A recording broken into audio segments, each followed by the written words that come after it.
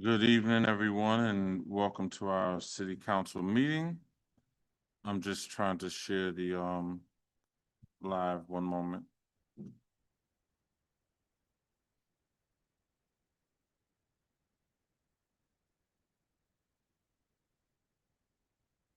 Yes, so good evening, everyone. I'm Council President Derek Thompson. Thank you for showing up to our city council meeting. Today is Wednesday, February 25th, 2026. First, I'd like to say Happy Black History Month. And just a little bit of housekeeping. Please, everyone, mute your phones or turn your phones off so you don't interrupt the meeting. If you need to take a phone call and or talk, please step into the hallway because the acoustics allow us to hear everything here. The bathroom's outside, so the ladies' room is right outside on the right-hand side. The gentleman's room is right at the top of the main staircase.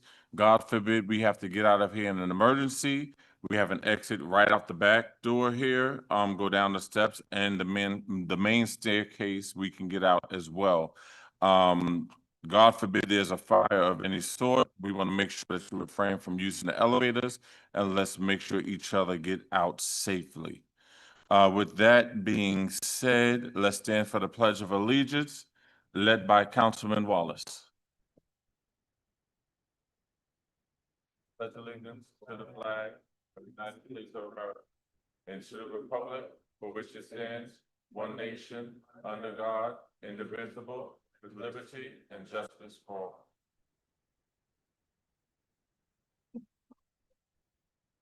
all. Thank you. So tonight we have a little lengthy meeting, but we wanted to make sure that we have our presentation come up first. So we have Grace Baptist with their presentation. So those who are going to speak, just name and address for the record, and you can go ahead and present the project.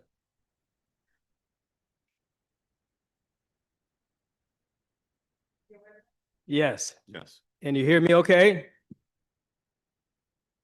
Good evening, honorable members of the City Council. My name is Timothy Marshall, and I have served as the Vice Chairman of the Grace Community Development Corporation since its inception in 1997. Please allow me to apologize for our Chairman, Dr. Richardson, for his absence. He's in an urgent meeting with the National Action Network tonight. Otherwise, he would be here himself. For over 5 years, Reverend Richardson has been steadfast in his leadership on the development of this critically important project for this community, which is being sponsored by the Grace Community Development Corporation, an entity that was established by the Grace Baptist Church, the oldest and largest African-American church in Mount Vernon, New York. This CDC grew out of a major conference at Grace, which looked at the many critical issues facing our community. Among them were housing, jobs, and education for our children. From that conference, an action strategy was developed, which included the founding of 2 community development corporations to directly address these issues head-on. Because of the problem of gentrification taking place in communities of color around the country and the displacement of community residents who oftentimes had nowhere else to go, we decided to make our first priority the development of housing for senior citizens primarily. From that initial commitment, major housing projects have been completed and have added safe, clean, and affordable homes for community residents. The project we will be discussing tonight represents a new approach to development for us, where we are proposing to build workforce housing, which we believe will further improve the economy of the city by generating increased tax revenues, and will also add to the quality of life and vibrancy of the community surrounding the church's physical plant. It will provide homes for existing residents, and we believe will attract new residents to Mount Vernon, who are gainfully employed and will add to the overall economic sustainability of this city. Moreover, it will be a beautiful structure that will bring pride to those who will be able to call it home. And we welcome and we believe for those in this city as well. On behalf of Dr. Richardson, the members of the Board of Directors of the Grace CDC, and the members of Grace Baptist Church, I would like to thank you for this opportunity to speak in support of this critically important project. Grace has been a partner with this city and each administration since the inception of our CDC over 2 decades ago.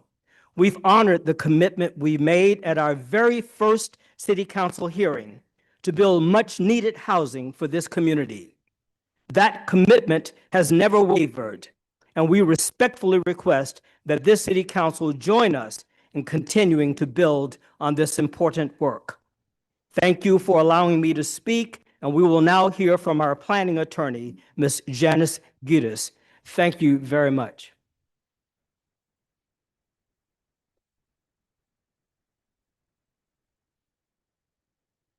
Good evening, Council President and members of the Council. For the record, my name is Janet Garris. I'm a partner with Del Bello, Dinell & Wise and Whitaker, and I'm pleased this evening to be here on behalf of the Church and Mount Co Development Corporation. For those of you, I know that there are some who are new to the Council since we were here last, and also maybe back to the Council since we were here last. We have been at this process now for probably close to 5 years, trying to plan this project. And we were formally first before the council in June of 2024. The property on which the project is proposed is 3 parcels totaling about 2/3 of an acre, located at 70 South 6th Avenue, 47 2nd Street West, and 60 South 6th Avenue. As was previously stated, the property is owned by Grace Baptist Church, and we all know that the church is led by the incomparable Dr. Reverend Franklin Richardson. He became the 9th pastor of the church in 1979, and the church itself was founded in 1888, and its first church building was constructed in 1891. For those of you who aren't aware, the church is a multicultural center grounded in the African American tradition, and it has over 2,500 congregants. Mount Co, who intends to partner with Grace Baptist Church on this project, specializes in the development of multifamily residential and commercial projects in both the private and the public sectors. The company focuses on community-driven initiatives that yield developments of enduring value for surrounding neighborhoods. So as I mentioned, we first began formally appearing before the council in connection with this project in June of 2024. Since that time, we've worked with the city professional staff and your consultants and have reduced the size and scale of the project so that it conforms with the parameters contained in the city's downtown vision report, as well as your recently adopted comprehensive plan. The project addresses a number of recommendations that are contained in the report and plan, including the city's investment in affordable housing, the implementation of zoning amendments which meet the demand of the city for more housing, increasing allowable density to create new development that includes significant number of housing units, including diversified housing units for a range of incomes, and providing more than the mandated number of affordable units in a project. So one of the things I wanted to point out, as I mentioned, we did file our petition back in June of 2025.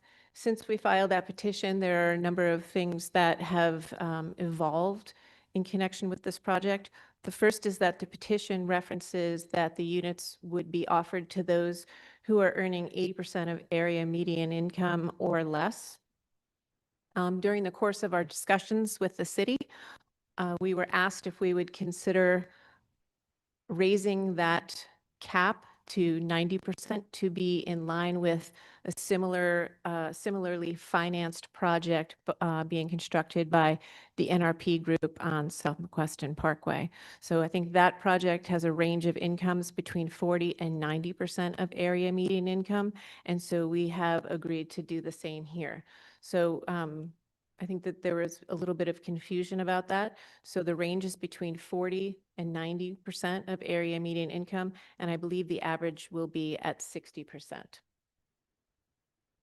So the project as we're now proposing, as I mentioned, we pared it down a little bit from when we originally started. When we originally started, it was 17 stories and 300 units. It included catering facilities. It included community facilities as well as office space and proposed parking structure across the street. As I mentioned, because of the downtown vision plan and the comprehensive plan and some of the regulations which have been adopted, we have reduced, as I mentioned, the scope and scale of the project. So as now proposed, 262 dwelling units with a unit mix currently proposed of 22 studios, 116 one-bedrooms, 101 two-bedrooms, and 23 three-bedrooms. Again, as I mentioned, to be offered to working families with incomes at or below 90% of area median income. That's Westchester County area median income. The project also includes approximately 11,100 square feet of office space on 2 floors. Approximately 6,000 square feet of that will be for church office use, and approximately 5,000 square feet of that is intended to be for use by the city of Mount Vernon as municipal space. As we stated in our petition, the current regulations don't allow multifamily development on this property. However, we are proposing rezoning of the property, and again, that is consistent with what is contained in the comp plan and the downtown vision plan. When we were here in October, the council declared lead agency and classified the project as a type 1 action. We did file our full environmental assessment form, and I know that that was referred out to all interested and involved agencies. My understanding is that there is a resolution prepared. I understand you're not prepared to act on that resolution this evening for this council to assume lead agency status for review of the project under the State Environmental Quality Review Act. As part of our review with you under the State Environmental Quality Review Act, we do anticipate preparing a number of different studies to address any of the comments and questions and the impacts of the project that you may have. Those are right now intended to include studies regarding land use and zoning, socioeconomics, including community benefits, traffic, drainage and stormwater management, school-age children and public schools, cultural resources, visual impacts, water supply, sanitary sewer generation, and fire protection and emergency services. So as I mentioned, we were last here in October. Since we were here in October, we've been working with your professional staff and consultants with regard to formulating the actual zoning for this site that we would like the city council to consider.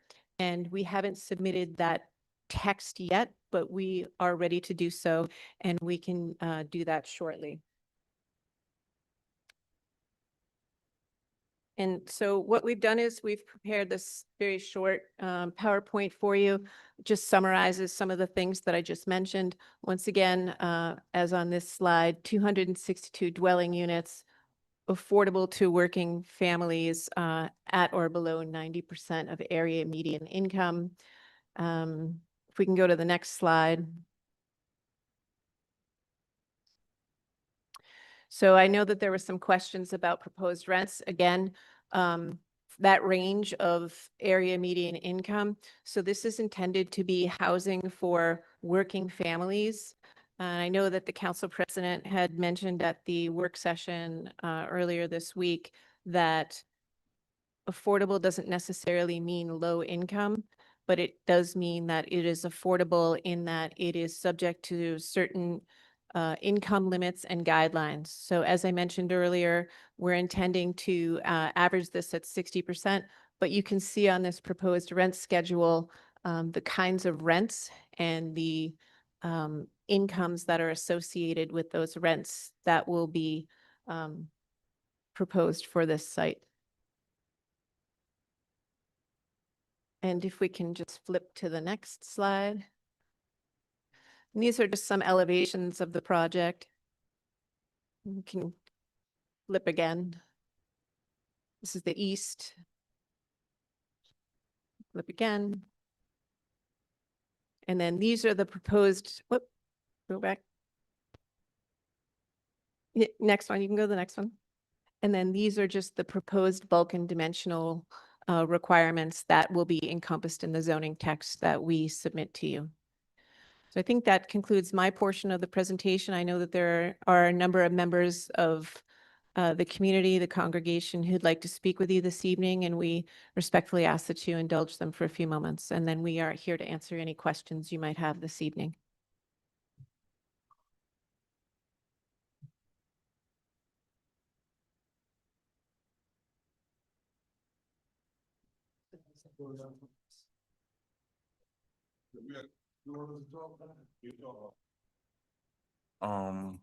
That's all for the presentation? Yeah. No. We would now like to call up Bishop Nathan Edwards and members of the United Black Clergy. Sure. Good, yeah. That's fine.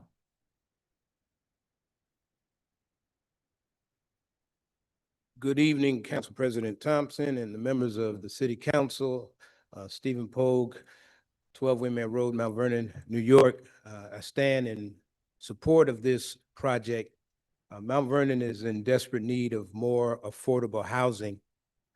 I can't even begin to tell you the amount of phone calls I get weekly for people asking if there are apartments available. We currently run a program at Greater Centennial for women who are working but are homeless, meaning they can't afford rent. They work every day, they just cannot afford the rent. And so we help them with savings so they can go from homelessness to housing. And a project like this will help more and more people to find affordable housing in the city of Mount Vernon. They don't want to move out of the city. They love this city and they want to stay in this city. And so I believe it's very important that the city council consider highly approving this project for the people of Mount Vernon, that they would have more affordable housing in this city. And as the councilor spoke, affordable doesn't mean low income. It means that people are working and they could afford a quality place to live, a place that has amenities, a place that they can be proud to call home in the city of Mount Vernon. And I believe that this project will absolutely do this for the city of Mount Vernon. And so I stand in 1000% support, and the members of Greater Centennial stand in support of Grace Baptist Church and the approval of this project. Thank you very much. Thank you. Edwards. Thank you, President Thompson, and to this city council. I don't come here too often. In fact, I haven't been here in years, but it was imperative that I come. Let me give you some background of who I am. I'm C. Nathan Edwards, the pastor of Friendship Unified Free Will Baptist Church for the past 37 years. I have resided in Mount Vernon, owning a home for the past 32 years. Both of my children are bred and educated in Mount Vernon. In fact, they started at Milestone, went to Pennington, A.B. Davis, then to the high school. Both of my children, Eric was born in Mount Vernon. Sherry was 6 months old when I came here. So I have a vested interest into the life of Mount Vernon. I will be here until the Lord take me home. I stand before you because I am very much in support of this project. Now, let me say this to the council person. There have been a lot of, since I came here, always saying that we got too many churches in Mount Vernon and that the church is not doing nothing for Mount Vernon. That is not the case for Grace Baptist Church. Grace Baptist Church decided against building a 2,500 seat auditorium in order to build affordable houses. Now, that means something to me. Now, I don't know about the particulars, but I do know that my daughter is going to get married on the 28th day of May of this year. She has already this March secured a apartment in Mount Vernon. Her and her fiance, both of them was at Mount Vernon High School. They met up, later on, they got back together, and they're gonna get married. She's a professional, he's a professional, but they had to go through a whole lot of loops in order to get a place, and we had to call in some favors. Luckily, I've been here long enough that I've made commitments. Her one-bedroom apartment is $2,600, not including utility. And this is supposed to be workforce housing that they should have. So right now, is there a need? You know, I used to have a warming center, and everybody went and raised hell why Bishop Edwards got all them people on the north side in his church. Well, guess what? Most of the people that was in the warming center, if not all, was Mount Vernon residents who were working but could not afford to live in our community. I don't want my daughter to leave, nor my son-in-law love. Thank God they found a place because I need them here. My son, he's not fortunate like that. He had to relocate it, but he did love to be in Mount Vernon. We have to do something. We have to do something now. I mean, really now. And this project is in the center of where community life is. All of us have, one way or the other, have been recipients of the ministry of Grace Baptist Church. It ain't about grace per se. It's about us providing affordable housing for the children that have gone through our educational system. Remember what I said. My daughter getting ready to get married. My son would love to live here, but they could not live here because there is no affordable housing. I would do whatever in my power to ensure. I'm not getting into the details. Y'all got to work out the details, but this project do not need to be killed. We cannot kill this project, and we will not stand for this project to be killed. We here as major congregation, Friendship is 82 years old, Grace Baptist Church 137 years old, Grace Centennial is 130 years, 128. Congregational Church is 100. These are staple congregation. And if we have to pull our people out to go and walk these streets demanding affordable house for a church that have a proven record of delivering, this will be the 5th housing project that they will have delivered. If we have to pull the people out, we are prepared to do that. We're organizing now. Not to put no threat to you, it's going to be factual because this is ridiculous. 5 years out and still trying. As long as you keep kicking this can down the road, it's going to be more. The cost will be higher because the material is costing more and more. Let's do this project and stop stalling this project. Thank you. Cohen.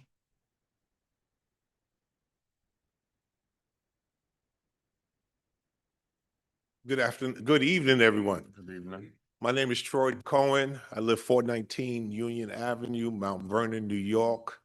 I've been a resident for over 25 years in this community, labored in order to improve the community, and I can stand on that record. But even as mentioned, Bishop Edwards and the pastor of Mount Vernon Heights Congregational Church as well. And our president, Reverend Dr. Stephen Poe and Archbishop Edwards, they spoke in reference to why we are here.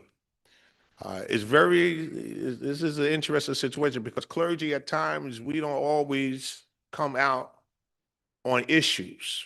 Y'all haven't seen us three together probably in a while. But evidently, this must be something that's dear to our heart. And it's not about, and I'm here for Grace Baptist, but also I'm here for our community. Andre knows he's a builder.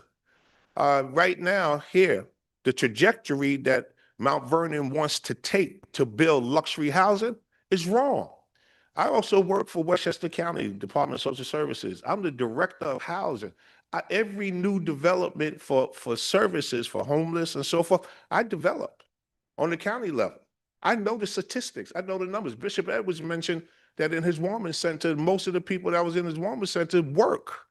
Over 21% of those that's in the shelters have a job. And they can't move nowhere in this city or in Westchester County at all. And it's a sad commentary when we are here to support, to say, listen, let's build affordable housing when affordable housing became the marquee standard of housing development. That's why you have an AMI from 40% to 90% because it's a mixed configuration that people could afford at a lower end, but also you could bring in some of your higher end people. We need this project. And the truth is, we need 40%. We thank God for 40%. But the truth is, we need 30% AMI. 20%. We have people that are earning less than $40,000 a year in this community and can't move nowhere. Where does someone go in this community when the regular rent, as was mentioned, Bishop Edwards said, $2,600 for a one bedroom? Where do people go with that for their income? At 40% AMI, a person has to earn about $40,000 a year in order to get a one bedroom according to the chart. 40, Mount Vernon, average income in our city, the last statistics I looked at, the average income in Mount Vernon is only $46,000 a year. So all of their income has to go pretty much to rent. Where are we now in the place to say, no, we are the ones that will take the poor? Yes. You don't want to hear that word. We're not, in fact, let me not, that's actually, I did wrong. We're the ones that will take the working family. We are the ones, because that's what affordable housing was built for. Affordable housing and its conception was developed in order to have housing for police, fire, nurses, all the city workers. Originally, that was the whole concept. That's why the original AMI was at 50% when they looked to develop it. So someone earning $40,000 can actually get a one bedroom. It's not about the poor. Poor, we would be at 30%, 20% AMI in order for someone poor in order to get housing. This is not about poor. This is providing housing for people that work and want to stay in this community. And here's the other piece, and I'll share because I'm on the county. Box Hill, no. The other piece, New Rochelle invested tons of money in luxury housing, and over 50% of them are empty.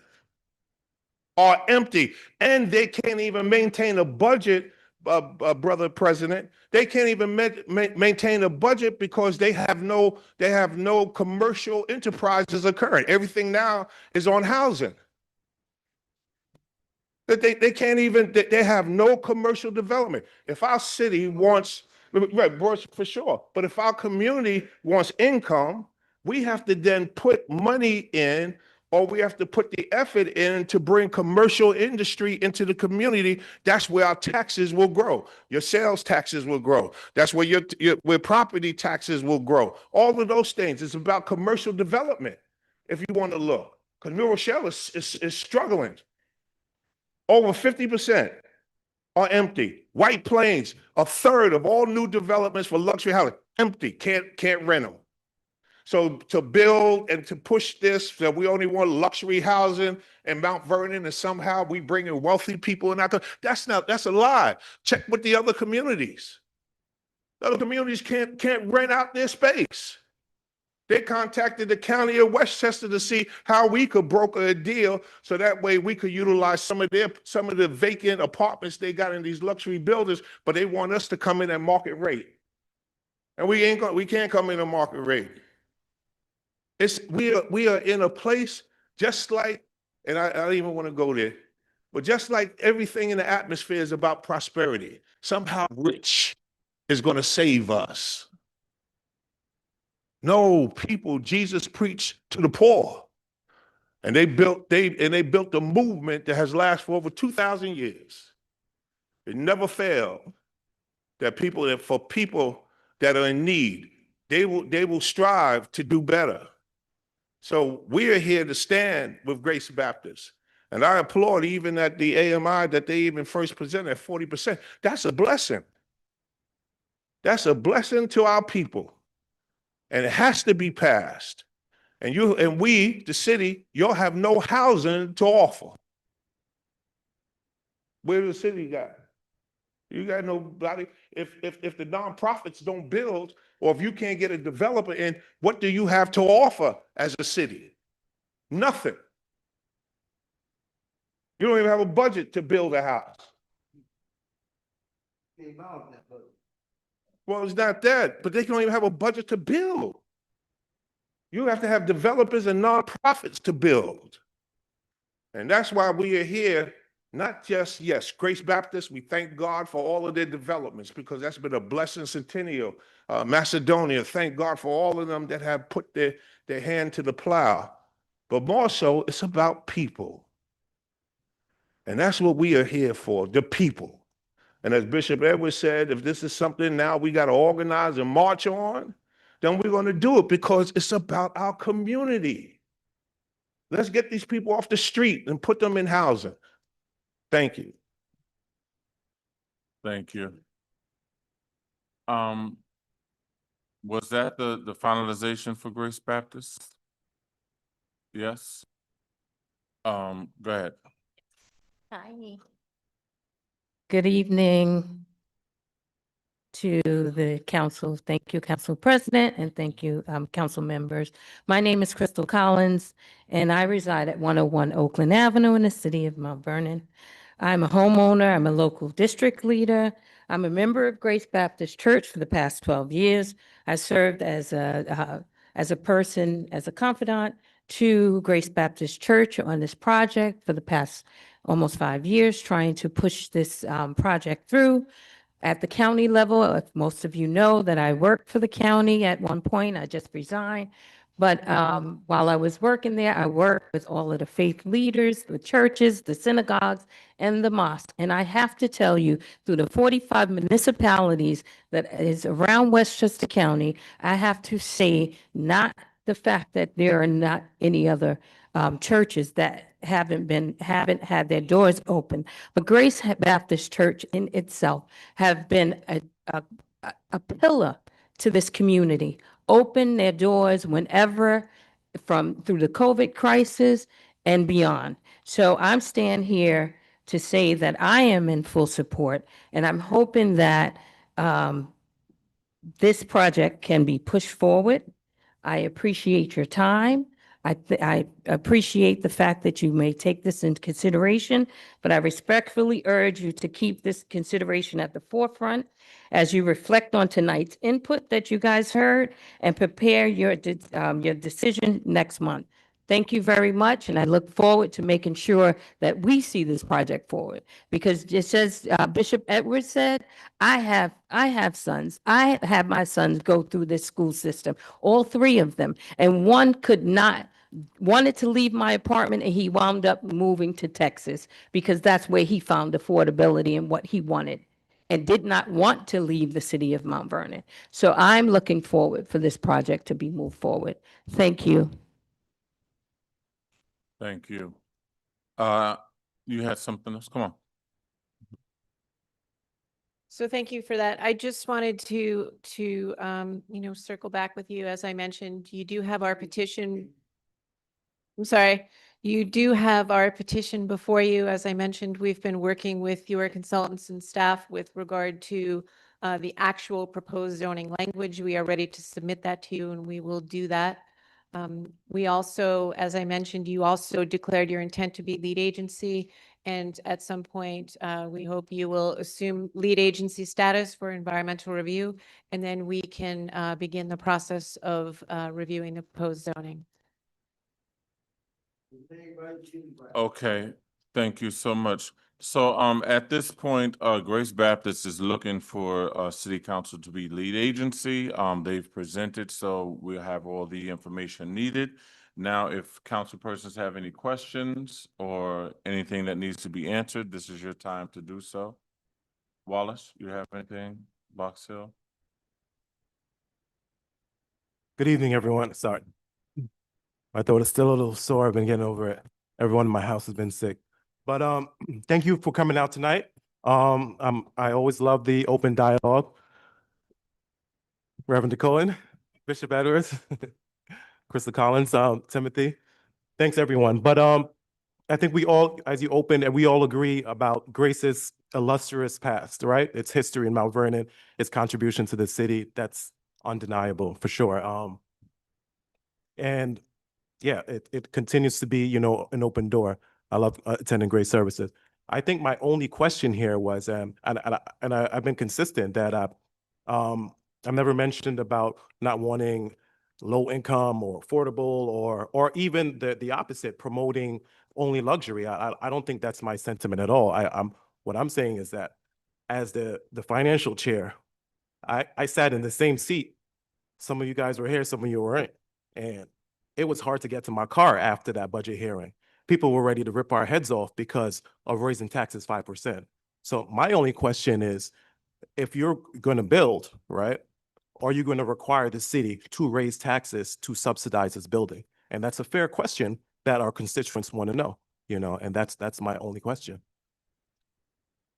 So as part of the review process, as I mentioned earlier, we do intend to prepare a socioeconomic study, which will look at obviously what the cost of the building is, the investment in the city of Mount Vernon, and then what that building will cost the city, for example, in terms of services, fire, police, different infrastructure things, water, sewer, school children. So we will be providing all of those things to you to evaluate.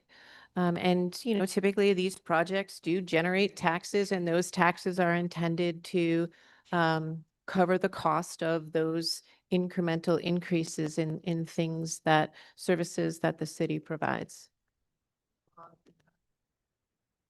Yeah, thank you. Yeah, because in all reality, when we really sit down and look at just for a building this size, the increase in tonnage alone, just garbage pickup, refuse, and I mean it's exponential cost to the city, So if we're going to come in and say we're going to increase the need for services exponentially, are we going to also ask the city to subsidize this or ask for major tax subsidies to get this project through? Because that equation kind of seems like an increase in tax for our taxpayers. And those are the concerns that I've been hearing.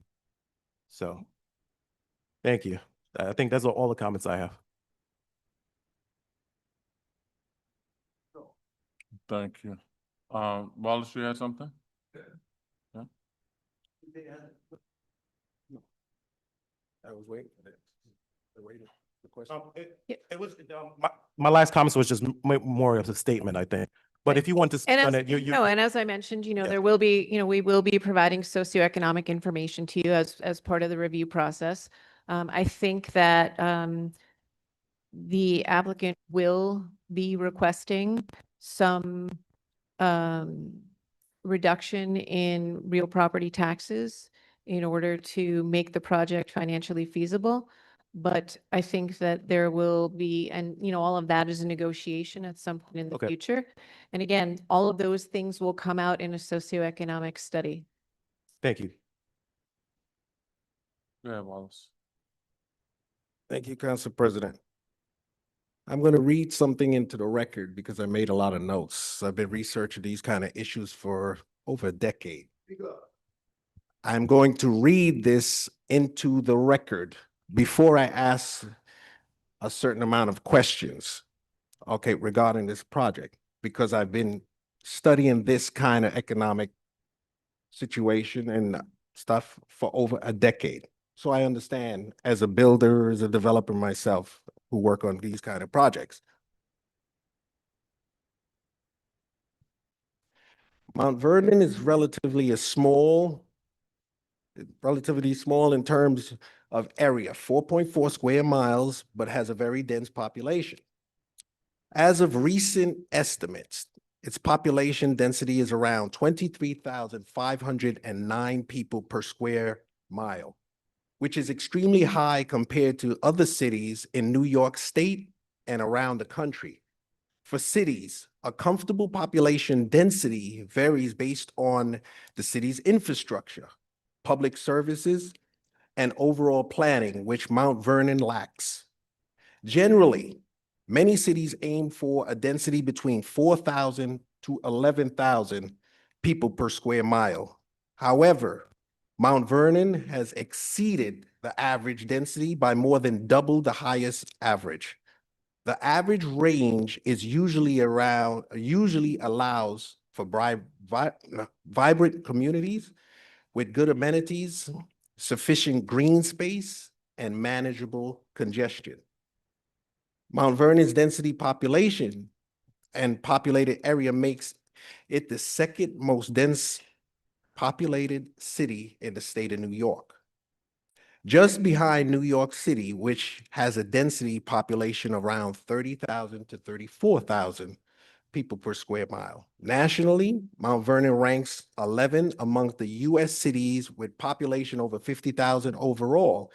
It's significantly more densely populated than many other cities, both in New York State and across the country. The argument against building more affordable housing in Mount Vernon is that the increased density will strain local infrastructure like roads, public transportation, and utilities. It will also cause a strain on public services such as senior programs, youth activities, education, policing, fire, and DPW services. Additionally, many residents worry about the potential impact on property values or the neighborhood's character.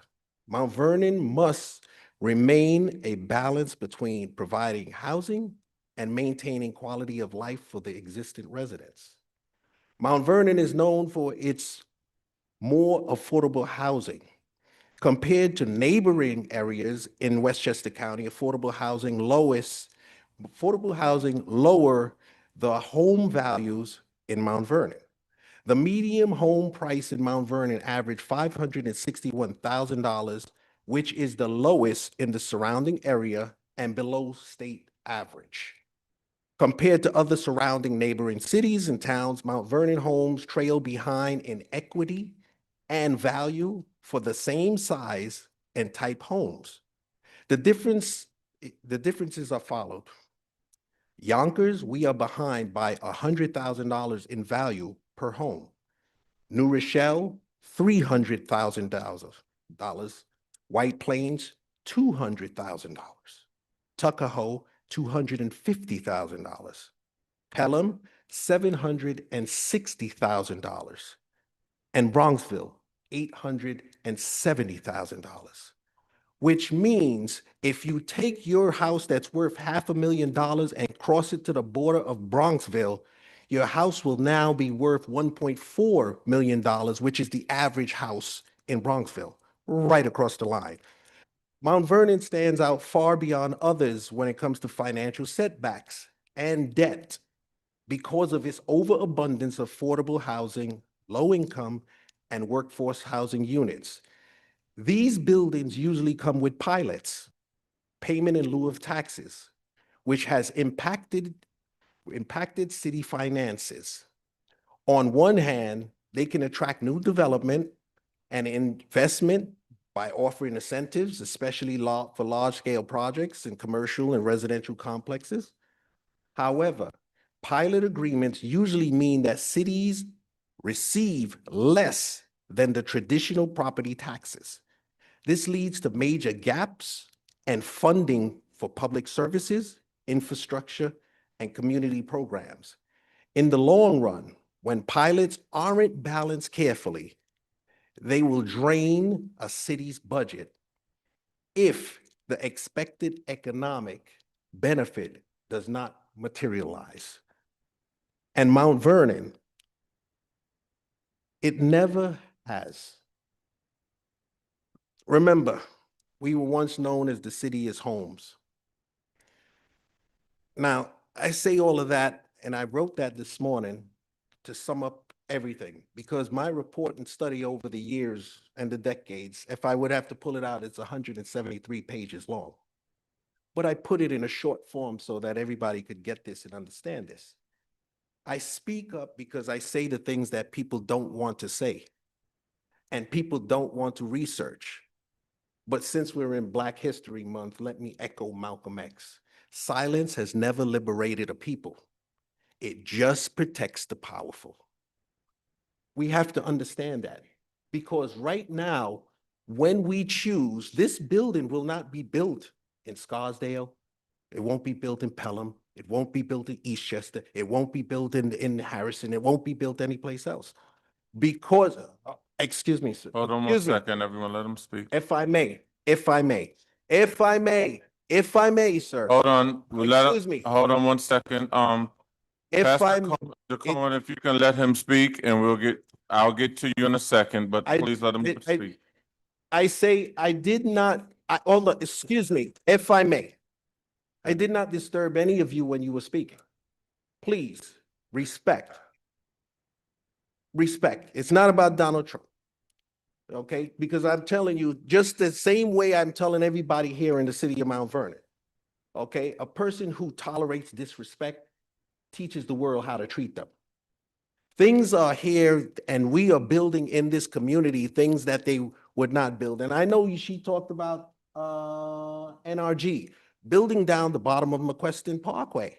Yes, they're building 315 units of affordable housing, but at the same company is building in White Plains and other places market rate housing. The problem I have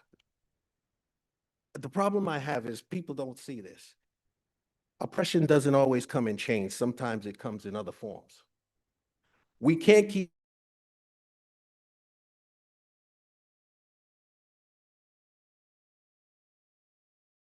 up the slack. Mount Vernon has its share of affordable housing and everything else. We carried this weight for a very long time to the point where we are heading to $1 billion in debt.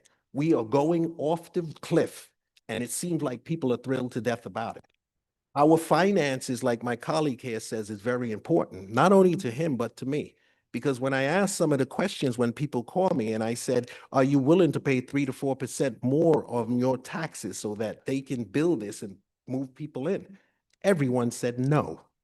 Not one person said that they're willing to pay more, but we are going to have to pay more because this project will need subsidies.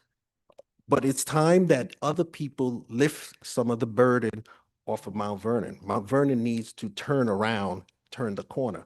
I don't have a problem with the project, the people behind the project, because I like Reverend Richardson. I like everybody. I know you, Mark. I know everybody. It's not about that.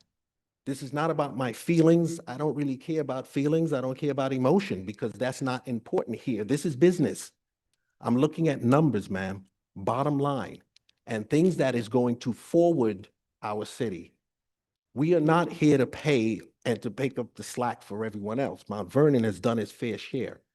It's time to bring things that will make Mount Vernon build, move forward, and get ahead. Get out of the debt before it's too late, because we are $1 away from Chapter 9.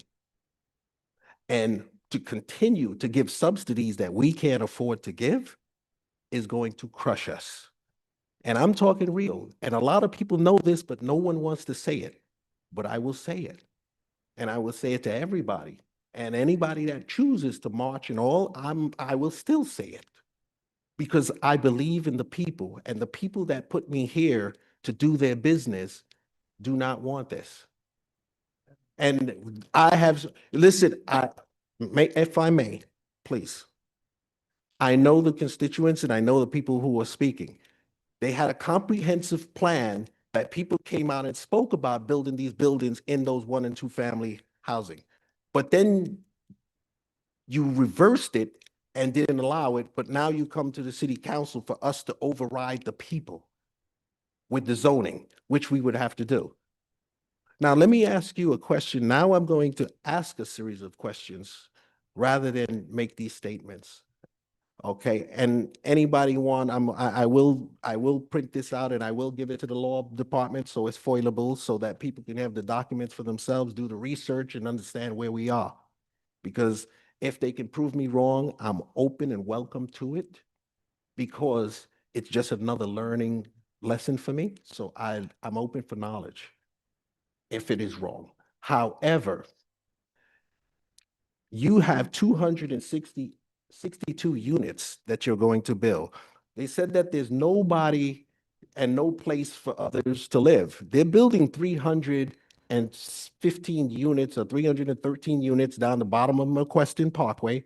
And I believe they're building on McQuestion Parkway right there on McQuestion and Mount Vernon Avenue, maybe about another 400 or 300 units there.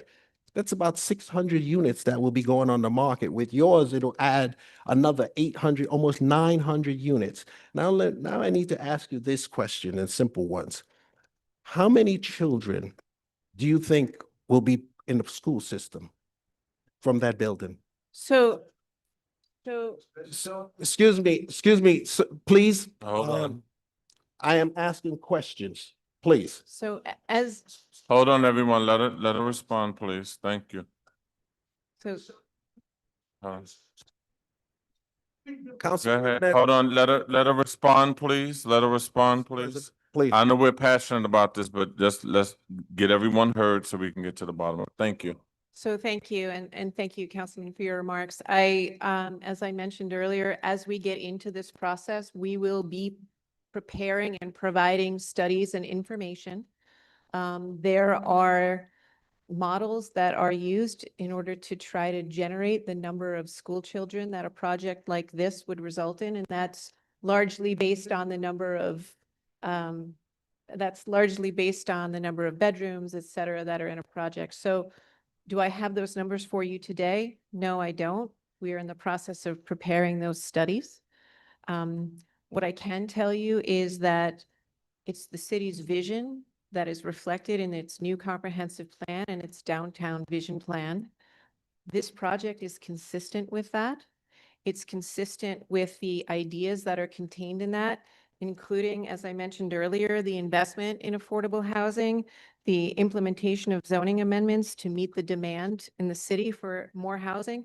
Let's face it, there is a housing crisis in the country right now. And your comprehensive plan, as it was adopted, is intended to help meet the need for additional housing. Your comprehensive plan talks about the addition of affordable housing and to provide more than the mandated number of affordable units. But let's be clear, when we talk about how these units are intended to be offered, as I mentioned earlier, between 40% and 90% of area median income. And just to reiterate what was on the slide that we presented a little bit earlier, No, those range Hold on. Let her between finish. $47,000 for a studio I just want to stop at you a second because I 40%. can't hardly hear with the, Hold on. Everyone, please stay silent so that we can hear. and $153,000. So again, it's not intended to be low-income housing that's intended to be a drain on the city. It's intended to be a project where housing is provided and people who live in the city can remain in the city that they love and that they grew up in. And by having those people in the city, it also creates additional secondary economic impacts of having them utilize goods and services that are offered in the city. So, you know, I'm supportive of the project. I hope you will be too. You have a petition that's before you, and it's certainly the council's prerogative as to whether or not they want to consider that petition and go forward with the review of that petition. You know, again, we've been at this for a very long time. And if it's your desire that you not go forward with this, I would appreciate knowing that, and my client would certainly appreciate knowing that before investing another several years in a process that won't bear fruit for us.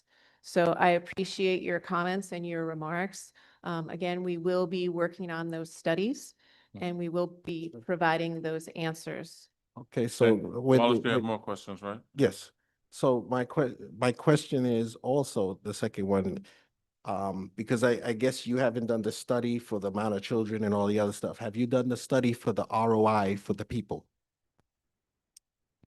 For Like the city of Mount Vernon, or return on investment? yeah, our for the- return on No, our not investment. yours. You're gonna make a pretty penny on yours. I know that. That's the whole That thing, would but typically be done as but- part of a cost benefit analysis in connection with any application, for example, that we might make to the IDA with regard to those kinds of economic benefits. So no, they haven't been done yet. And again, this is although we've been at this for, as I mentioned, more than 4 years, this is the beginning of the formal process with the council If the council ultimately adopts the zoning, we will still need to go to the planning board and get site plan approval for them. But as part of this process, we intend to provide numbers of studies. As I mentioned, I went through that list earlier, land use and zoning, socioeconomic, cultural impacts, traffic, stormwater management, sewer, water, fire, police, all of those kinds of services. So all of those things will be provided, and we'll be able to evaluate what the cost is, what kinds of benefits that the project will provide versus the kinds of costs that will impact the city. Okay, so all of that will come after we adopt or approve, before you move forward to get those answers? No. So it is part of the environmental review. So you have a petition that's before you. And to begin that process, we need you to declare lead agency or assume lead agency status. We need to submit our proposed zoning to you, and we will begin to prepare those studies and provide them to you so that you can make a determination of significance under the State Environmental Quality Review Act with regard to impacts of the project. Okay, the secret is not a big deal, because I know that the governor, she's already talking about removing that process in itself come April 1st, somewhere around there. So that's not a big deal. Let's get What going I'm before look- April Yes, 1st then. but what, I understand that, but before we move forward, would you mind giving us all of that information? We need to put that information together. So before you can take any action on our petition, before you can take a final action on that zoning, So you have no projections at all of nothing? we are in the process of preparing that information. So again, before you act on that zoning, you will have that information. You will have to conduct your review under the State Environmental Quality Review Act. You'll be able to consider the information that we provide to you and make a determination. So, And then after that, you would be able to consider the rezoning. so you're telling me you don't have that information for our side, but I'm sure you have the ROI for your side. I'm sure you guys know on the developer side how much money you're going to make and what's going to be your return on your investment. But you can't tell the citizens what they're going to get at this time. Is that what you're saying? What I I'm just want to be saying clear. to you is that all of those things need to be evaluated as part of the process. Does a developer take a look at a project and determine whether something is financially feasible before they invest? Yeah, they do. But there's also a deeper dive into those things. And, I can tell you that from the time that we started working on this project 4 or 5 years ago, costs have increased. Costs have increased dramatically. And, the crisis for housing has continued to worsen. So, we are trying to get through this process. And, like I said, we hope we have your support for it. We think it's a good project. And again, if we don't have your support, like to know that before we spend the money. Okay, and one last question, as I'm not going to hold you up because I know my colleagues may have other questions as well. But I'm interested in what my colleague said here, Councilman and all. Is this going to need a pilot, and what type of subsidies are you asking for? So From the again, I don't think that it's been determined as to the amount of the subsidy that will be requested. So let me ask this question so we could cut through the chase. Can I just Are you finish? Let her need a finish, pilot? Let me let her just finish finish my the answer answer. first, and Because- then we can go ahead. Go ahead. Because as I mentioned, if we are going to file for an application for benefits with the IDA, part of that would be a pilot agreement.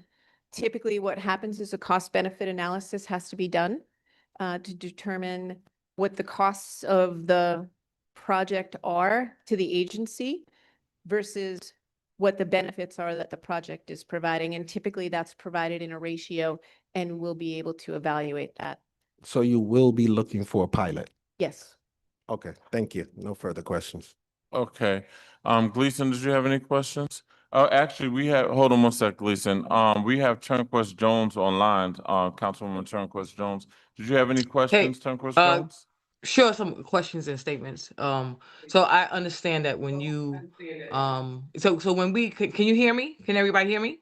Yes, Yes, we yes. can All hear right, you. good. Yes. That's great. So when you are, when individuals hear the word pilot, especially in Mount Vernon, it creates a post-traumatic stress disorder.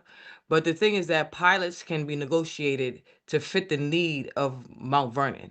When we are comparing Mount Vernon to Yonkers and New Rochelle and White Plains, they have a plethora of pilots, but it met and fit the need for the character of that specific municipality. I just wanted to point that part out. Um, I just want to note that we are in an affordability crisis. I just came from Albany at the NICOM meeting, and the entire body that was there noted that we were in an affordability crisis in the aspects of housing, food, transportation, healthcare, insurance, and utilities. And one of the main things was said is that not spending money is damaging. And so, and on the building of our city, the building of the city of Mount Vernon, we need the children, right? Because the quote is, if the church is without children, it is a dead church. So if the city is without children, it is a dead city. If anyone have been living in Mount Vernon as long as I have been, 57 years, my brother got a full ride at Alabama State University because he was a left-handed pitcher and he started off at Brush Park. But if you go to Brush Park now, it's a dead zone because of lack of children. And that also comes off with 3 schools closing because the number of children are not in Mount Vernon. And I just want to leave off with had a really great conversation with Speaker Carl Hasty. And one of the things that he said and reminded all of us that were sitting at the table from various municipalities in New York State was that pro-housing initiative to keep people from being homeless is the goal for New York State. Thank you. Thank Maybe you. have- Gleason, you have any? Mhm. So I thank you very much because this started when I was council president. And when the project was presented to me, it was definitely something that I had been looking for because I get several phone calls from people throughout the community because I'm not disconnected from the community. I'm in the community, I'm walking the community, I know what the community needs. This is absolutely something that the community needs, right? You have buildings all over Mount Vernon. We know that you're building them back up again and reinvesting into the community, and I appreciate it so much. I have been one of the people that want to support this and have been a champion for this because there is a need in our community. And I can appreciate everybody's opinions.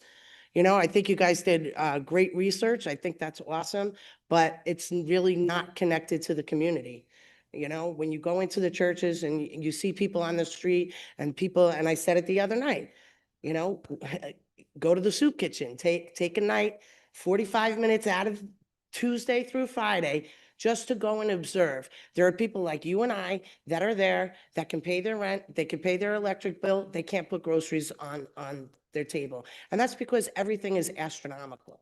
I have young professionals, and I use that as a wide term, not just the group that's here in Mount Vernon, but there are a lot of young professionals that don't want to leave Mount Vernon because of the proximity to where they're working in Manhattan, Queens, Bronx, you know, Brooklyn. It's an accessible community. So that's all I really wanted to say. I had another comment here.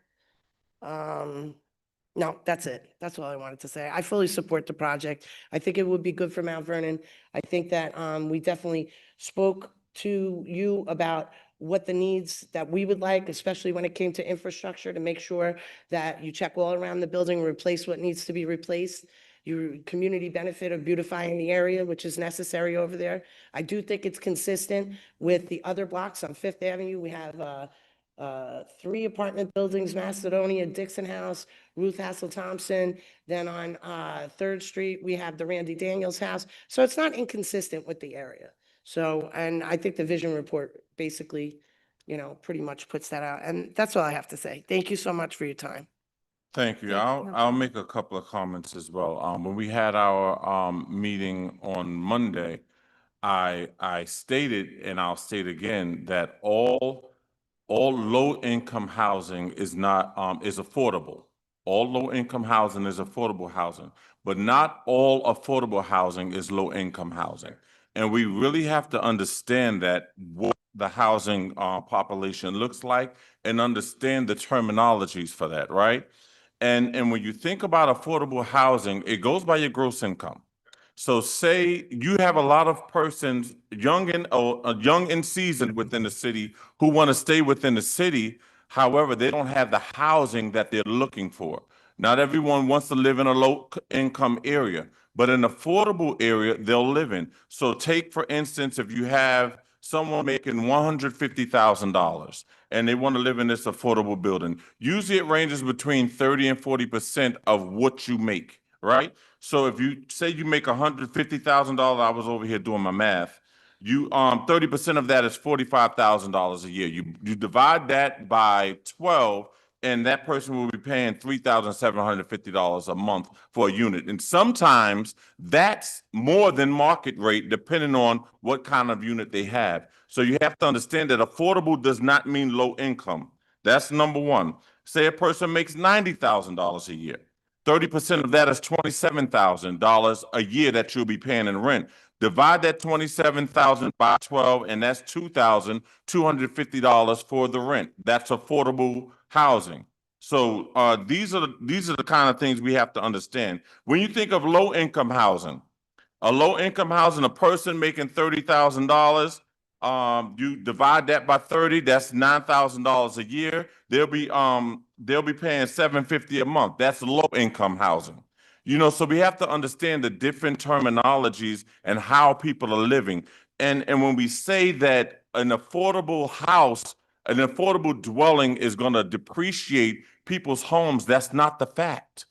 The fact is, when you have affordable housing, any development that you're putting up, it actually increases people's homes, because a lot of these homes are by blighted areas, things that have not been built. This particular spot in that we're talking about by Grace, I remember when the ambulance service used to run out of there. You know, if you've been here long enough, you'll know what was in position over there. So the thing is, you got to know what the need is. And I welcome children into our community because our enrollment is down. We closed 3 schools because we don't have the enrollment. And when you don't have the enrollment, you don't have the state funding coming into these schools. So we have to make sure that we bring all the facts to the table, but also I had a conversation with our trustee president for the school board, because I also want them to be at the table when we have these conversations, so we can look at what it looks like for the city as well as what it looks like for the school district, because 2/3 of our taxes go towards the school district, and they need to be a part of these conversations. Am I in support of this project? I am. When I first started years ago, I had questions, and those questions were answered. But I do support this project. And there's only one thing that should be the topic of discussion, is how are we going to afford to pay for the services that have to be rendered to this project, so that more taxes don't fall on the back of homeowners. That's the only question that should be on the table. Because our homeowners don't want to continuously incur taxes. So the only question that would be on the table is, how are we going to raise the money, raise the funds year in and year out, to ensure that our single family home occupants aren't carrying the load for this city as they've done for so long. So you know, we have to continue to have these conversations and be logical and respectful towards one another when we have these conversations. But we always have to state facts. So I thank you for the presentation. I think that there are still other conversations we have to have. Right now on the table for Grace is for the city council to be lead agency. That's the thing right now. We're not saying that Grace is going to break ground tomorrow. What they want the city council to be is lead agency. And lead agency under the city council gives you a better standing than having the planning department be lead agency, because planning department just makes sure that you follow the rules, right? You follow all protocol. But as city council being a lead agency, we could say you're allowed to do this, but also we have another ask. We want beautification around the radius of that area. We want this poured into the community. So there's more of an ask when the city council is actually lead agency. We can ask for more for the community. So I hope that clarifies a lot for all of the residents and constituents here. So councilpersons, do you have any further questions for Grace?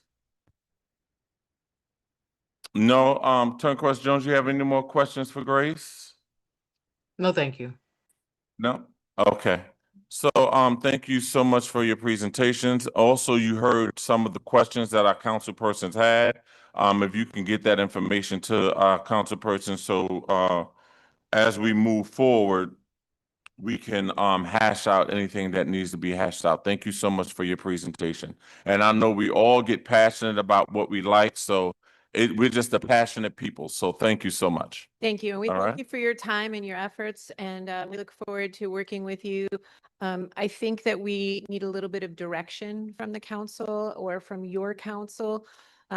Again, you'll have to assume that lead agency status. You declared intent under the law. You're supposed to wait 30 days before you assume that lead agency status. We're well beyond that 30-day period. We hope that you'll include that resolution perhaps on your next agenda, and that we can begin a dialogue with your council and your planning consultant with regard to exactly the information you'd like to see as part of the secret process. Again, I mentioned those studies. That's what we intend to do. And we will consult. I presume you'll work with your own consultant who will work with us and our consultants on that information. Thank you so much.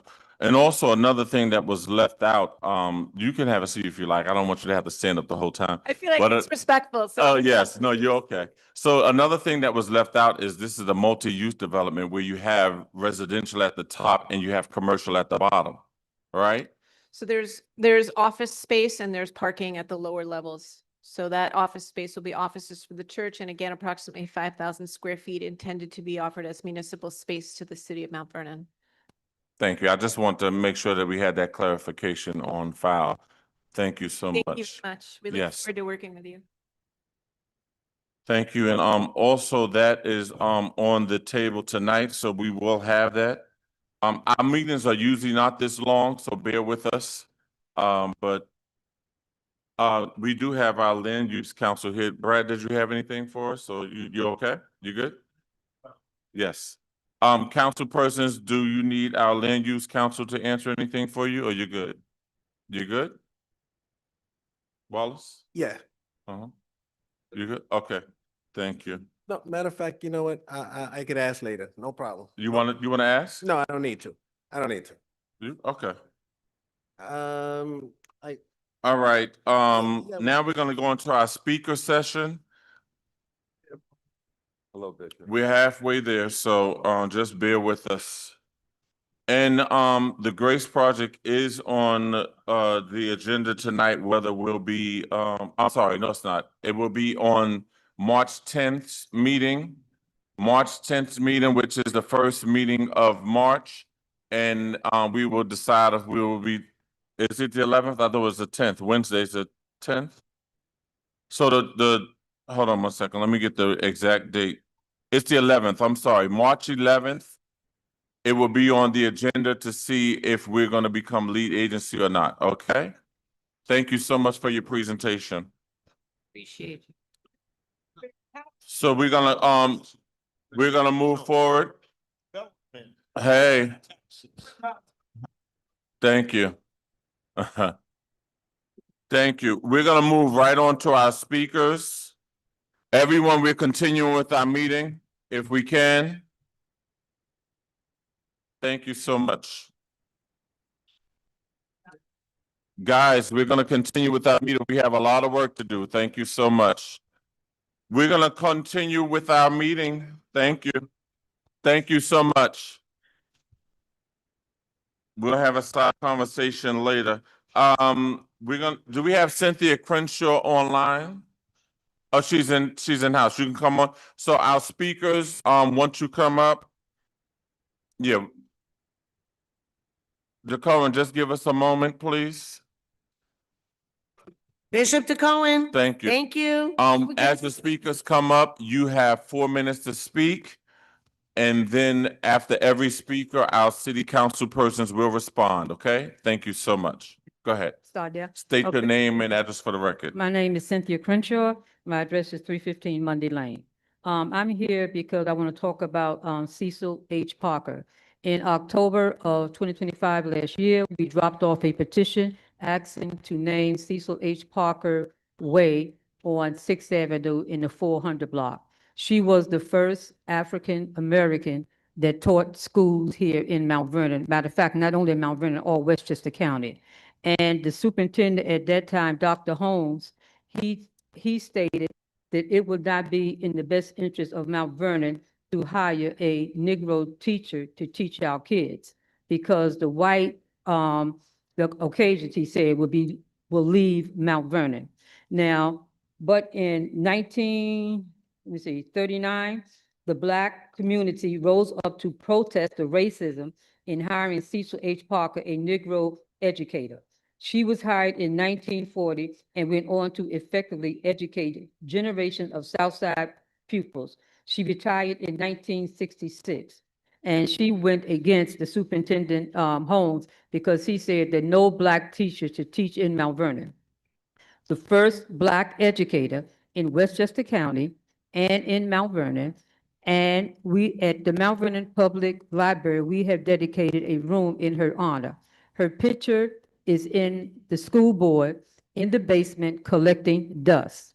It was in this school of Cecil H. Parker. So we are here just asking you if you would name that block after Cecil H. Parker Way. And I would like to read the proclamation.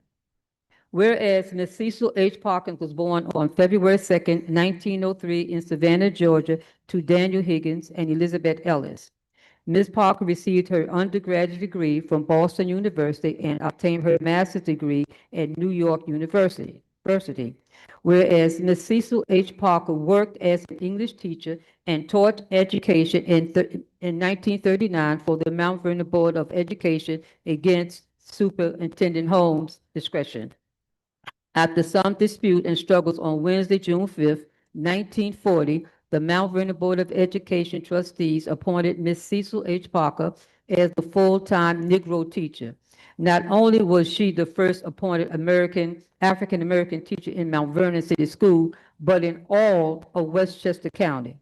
Whereas Ms. Cecil H. Parker portrait is proudly displayed in the Cecil H. Parker main entrance, the school also dedicated a garden to her in tribute of her love for gardening. It would yield vegetables and flowers tended by the students just as she would have wanted.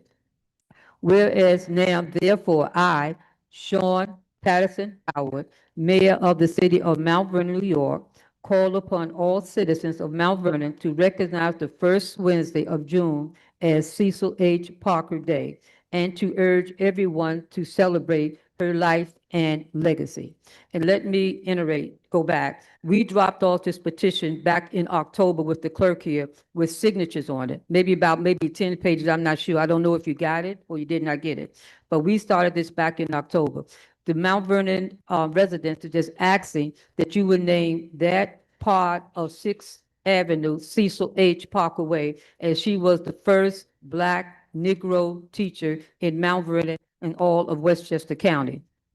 And I have some pamphlets here that I would like to leave with you that Dr. Larry Spruill put together so you can read it. If you don't know about her, read about her. I'm hoping that most of you should. I know some of you do know about her. And I was speaking to some of the council members about this project. So please consider naming that scratch after Cecil H. Parker. I know my time is up, so I'm going to leave you some brochures to look at. Thank you. Bonnie Rose Steinberg. Is Bonnie Rose Steinberg online or no? Okay. Misugi Reed White. Do I I have- hope I didn't butcher the name. Do you need more? You got- Last name Reed White. Are they online? No? Okay. Deveron King? No? Online? No? Wilma Frank? Hallelujah. Good evening, good evening, good evening. I want to, Wilma Frank, you know my address. I don't want to say it. Live in Mount Vernon for over maybe 50 years. Didn't come here for that, but I want to make a comment about the housing business. I don't mind affordable houses in Mount Vernon. I don't mind. However, as long as they pay the fair taxes, because we cannot afford to build all this big unit and homeowners and business owners pick up the taxes. I heard they're talking about follows or whatever. Listen, you all better know what you all doing. Don't approve anything if they don't pay the fair taxes. Okay, I was just telling my bishop that, Reverend Cohen. He knows me and he knows how I stand about taxes. People cannot come here and bill and just 20 years free taxes, and we have to pick it up. They have to go to school, they have to use the bathroom, they have to use the water, they have to use the police department, and we do not have the money to pay for them. They have to pay the fair share. I don't care who they are, because I'm tired paying high taxes. You get my point? Fine. I came here because 6 weeks ago, I told you all about my roof and the permit. So I came here to thank every one of you who did something to expedite me the permit for me to get it to fix my roof. And thank God my roof finished Saturday, the day before all the snow. So how, you don't say I'm a godly woman? So I want to thank Councilwoman Caitlin too. You know what she did? She called me, she checked on me to see if everything going. I know she had something to do with them expediting the permits for me. So I came to thank you. And I don't know, whoever did it, maybe you did, maybe you did.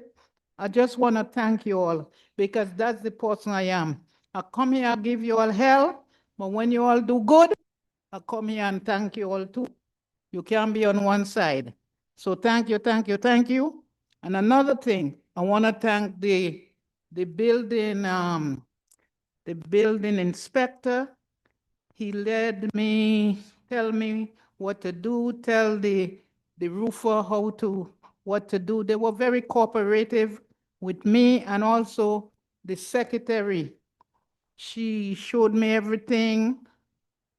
Another thing I want to say, you know, a permit is just, when people file for a permit, it's not just the permit. They have their work to do too. There is a lot of things that we had to fill out. I had to fill out my part as a homeowner. The roof, the guy that fixing the roof, he had to fill out a whole bunch of paper. He had to tell them what kind of roof, what materials and everything, and I was on him. So he did all that he had to do. You know, I learn a lot, because I believe that people complain about permits taking a long time. That's my opinion, eh? But they don't want to do what they have to do. You can't just apply for a permit and just wait for it. You got to go through the procedure. Everybody has the part to do, and I think once you do it, you will get your permit. So people out there, that's what you have to do. It's a lot of work, but you got to do it. So thank God my roof is fixed. And I want to thank everybody for the help. Thank you, Jesus. Amen.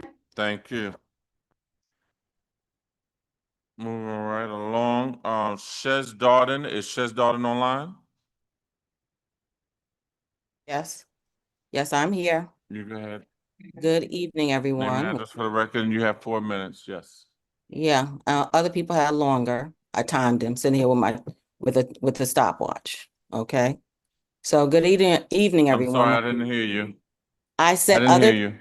other people had longer. I am sitting here with a stopwatch on The other everybody. ones were a presentation, but you can go Okay. ahead, you have 4 minutes. Good evening, everyone. My name is Shez Darden. I'm a resident of Mount Vernon, New York. Some of you elected officials will grimace and eye roll at the sight of my name because I am honest and I speak factually. So the fact is, the city is under financial distress. We all know that. It should be under a true austerity budget. We have the situation of where you want to hire an individual for $175,000 with the claim that most of this money will be funded by the county. And I'm here to say that that's a bunch of malarkey, and y'all have got to stop perpetrating those frauds. Because if this individual is not capable of doing the job in full, then you will be doing exactly what you do with the comptroller. The comptroller is not a CPA, so we're paying, not you. We are paying for consultants to buoy his work, along with this secondary job that they created that Maureen didn't have, and she was a CPA. So if you're going to bring someone in that can do the job. Because when you hire consultants, I know some of the consultants, they love to run game on the city of Mount Vernon because they know for a fact that when they're presenting things to you guys, they know that y'all don't know what it is. So they can actually take a consulting contract from 1 year and make it 3 years because they know that they can get money out of you. So that's all money that falls upon us because they're milking the jobs. So now it's your time, it's your history, it's your legacy to actually hire the right person in the role, and stop with all this blustering and all this puffing and stop being rubber stamps, especially to a person who blusters and puffers a lot. I mean, July 2025 in the Journal News, the mayor said she could be making $500,000 a year. She should, but she can't. That's why she won't. And that's why she doesn't. Instead, you'll all hid money to help yourselves. And in doing so, you often say to us, oh, we understand, we care. If you cared and if you understood, why don't you take the burdens that we're taking financially? Being a council person is a part-time job. You all have full-time jobs. So why don't you roll back those salaries and help the taxpayers? Because this isn't fiscal responsibility, it's foolishness. And again, you are public servants. You work for us. So as a public member, as a taxpayer, a voting member of the constituency, I want to see my tax dollars working for me and working smartly. And that means hiring the right person at the right time. Thank you. Good night. Thank you. We have Commissioner Debbie Burrell Butler. Is she online? Yes, if she can come on. Hi, I am online, but I am experiencing technical difficulties with my camera since this morning. So Yes. sorry you cannot see my face. Hopefully the picture does justice. Hi, everyone. I'm here to, well, you guys already know me, introduce myself and to the great committee, and just put out there a few programs that the Youth Bureau currently have that are in need of some of our youth to partake in, and just overall programs that are coming through the Youth Bureau that, I know the board, the committee is out and about in the community. And so I just want to share these so you could be another voice, another reasoning to the community and share these facts of programs that we have within our departments. So kids are involved in positive development and activities and services through the Youth Bureau. Due to the inclement weather that we just experienced, we will have to push back our winter cycle, which technically was supposed to start on Monday, but now it will start on next week, Monday, which is March 2nd, 2026. And we're hiring 80 kids. These 80 kids will work after school. Some who are older will work more hours if they get out of school. So anywhere from 2 to 6 hours per day for 6 weeks, and some will be working 10 weeks. It all depends on their age. But what I want to bring your concern to is that we are having, for the first time, from what I know, in this city, a drone academy for middle school and high school. So that is for ages 12 to 18. And both academies actually still have seats available for 5 youth in each. So that's a total 10 seats. So 5 for middle school, 5 for high school. And the program goes up to 15 youth per program. So we're looking for 5 more for each academy. In addition to that, we have partnered with one of our tasty food spot in Mount Vernon. You might know the name, Toss and Press. And we're doing our hospitality/entrepreneurship academy with Toss and Press. And that is for a high school student. We have 5 openings for that program. And we're looking to start next week, Monday as well. Grandpa United is a new intergenerational mentoring program that we are collaborating with the White Plains Youth Bureau. It's actually the first time we're doing such a collaboration with an outside entity. Please keep in mind that the Mount Vernon Youth Bureau is a bigger entity. We are a part of the Mid-Hudson, where we have over 14 different youth bureaus. Just want to put that out there. And the Grandpa United, we are currently looking for 15 grandpas and 15 youth, and youth could be ages 6 to 18. We also have our W Day program, which you have heard about, which is for my at-risk youth, ages 16 to 24, when we provide training, mentoring. You might know of the aviation program. Some of these kids that had the opportunity to fly a plane, went to Miami and learn about aviation was from the W Day program. We are still currently looking for 20 kids to enroll in that program. And recently, since the year started, we had partnered with the court system so we could have some of these at-risk kids have a detour to a different route of their life and build a stronger foundation for them. We also have the Media Academy.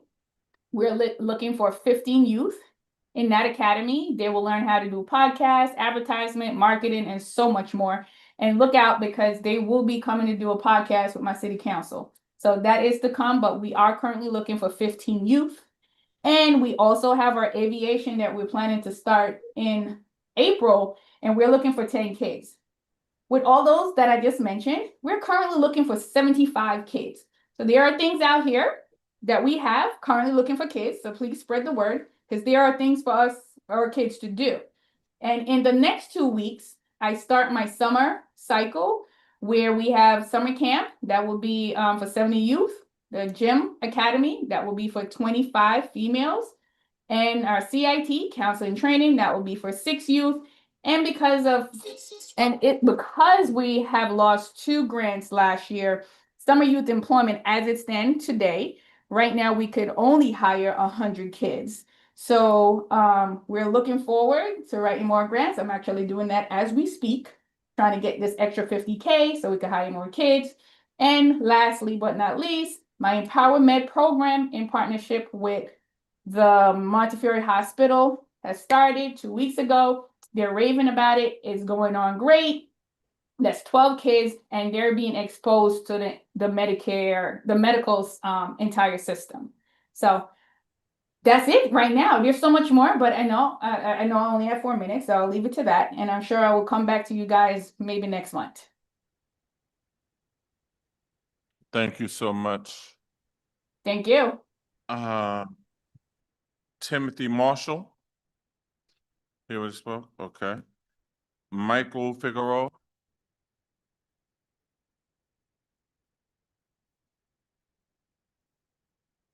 I just hit this button. Yes, name and address for the record, and you can begin to speak. You have 4 minutes. Good evening, President of the City Council, and all members of the City Council. My name is Michael Figueroa. I am a retired Mount Vernon fireman, badge number 318. I stand before you guys tonight as a retired, disabled Mount Vernon firefighter, but more importantly, someone who also dedicated his career in protecting the city and the people who call it home. For years, I fought fires, responded to emergencies and dangerous situations, knowing the risks that came with the job. Like every firefighter, I accept those risks without hesitation because serving this community was an honor. My focus was always safety and well-being of the Mount Vernon residents, no matter the personal cost. Tonight, I respectfully ask for your support in the application of the New York State General Municipal Law 207A, Part 2. These benefits are not a privilege. They are a safeguard. They exist to protect the firefighters and other public servants who are injured while doing their very work our communities depend on. This law ensures that when they are broken in service, we are not left struggling to recover while worrying about how to provide for our families. Receiving 207A2 benefit would only allow me to focus on the recovery and, more importantly, my family. It would ease the financial strain that comes with the injury of the disability and allow me to heal rather than stress and uncertainties. Even while injured, my commitment to the department and city never stopped. I continued to contribute where I could, helping rebuild Station 2's parking lot, working to develop a larger parking lot in Station 3 that's now upstairs at OEM. These improvements weren't just construction projects.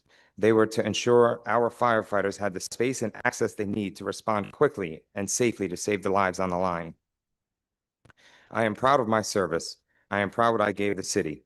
I am asking tonight that the city of Mount Vernon stand by one of its own, as I stood throughout the city throughout my career. Granting my request of 207A2 is fair. It is just, and it sends a powerful message to every firefighter still serving that Mount Vernon honors those who put their lives on the line and does not abandon them when they are injured in the line of duty. Also, I would not be the only one being granted for this benefit. There are other firefighters battling this with Mount Vernon as well. Some served over 30 years. Meanwhile, other firefighters with the identical injuries have been received the 207A Part 2. I am just looking for what's been past practice, especially due to the inclement times with financial burdens. Thank you for your time and attention. Thank you. Imani Lawrence. Is Imani? Hi. Name and address for the record, and you have 4 minutes. Thank you so much.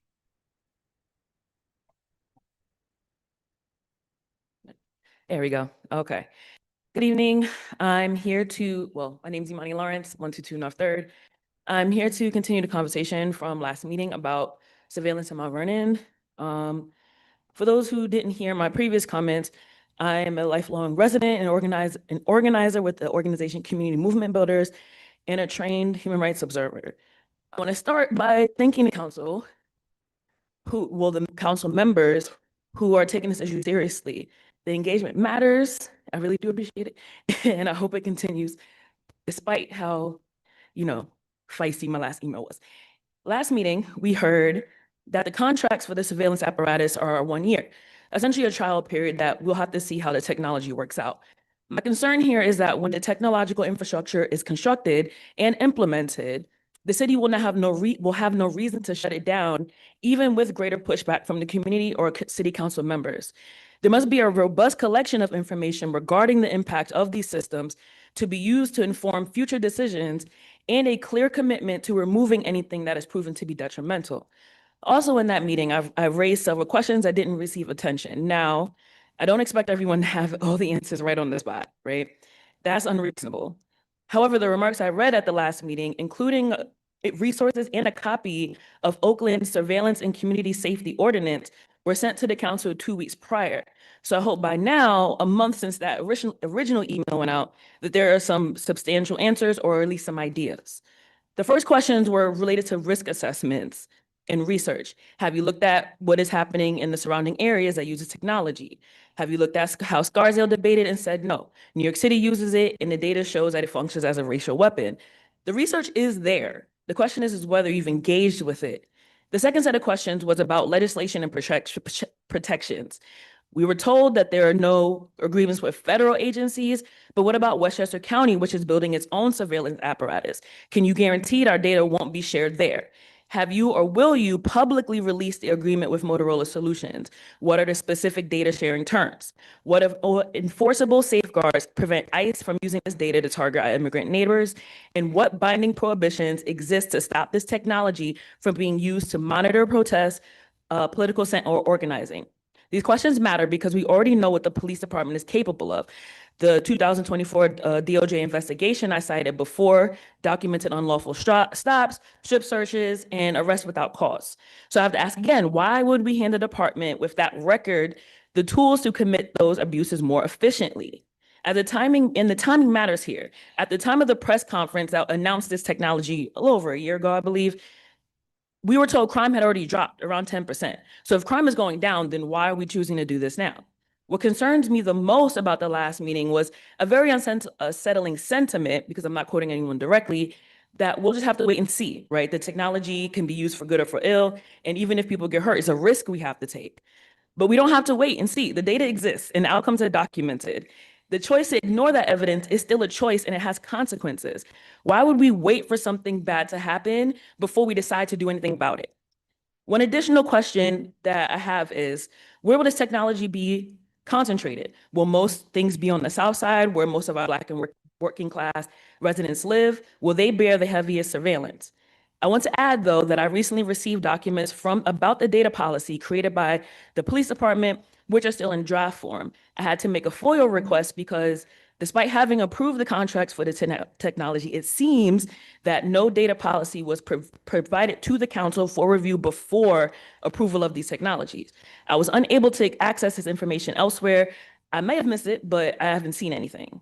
I want to be clear, and I'm wrapping up now. I want to be clear that I appreciate the council members who have recognized the concerns and call for community engagement. That is necessary, and it's a start, but it cannot be where it ends. I hope the council as a whole will demonstrate that it takes these concerns seriously, not by waiting, but with legislation, with public hearings, and with enforceable protections for residents' data and rights. Thank you, guys. Thank you. One more time for, just to see if they showed up. Bonnie Rose Steinberg, did she come online? Or Reed White? Or, Deveron King, they didn't come online? Okay, that was it. All right, now we're gonna have, thank you. Now we're gonna have a response from our council persons, and we'll start with, Wallace. Yeah. Uh-huh. Boxell? Sure. Ran a lot of stuff over there. Cynthia Crenshaw, the Cecil Parker request, don't we have a policy? Didn't we have, for the renaming? So I guess we go through that, procedure. I guess the clerk, you guys could direct her. It was given to her? Okay, all right, perfect, thank you. Wilma Frank, thank you for all the love. I mean, Caitlin Gleason, thank you for helping her out, you're always good with that. Nagging on people's behalf to get the work done, appreciate you always. And yeah, I mean, I tend to agree with her. It's with the housing, it's not against it, just we're so strapped for cash.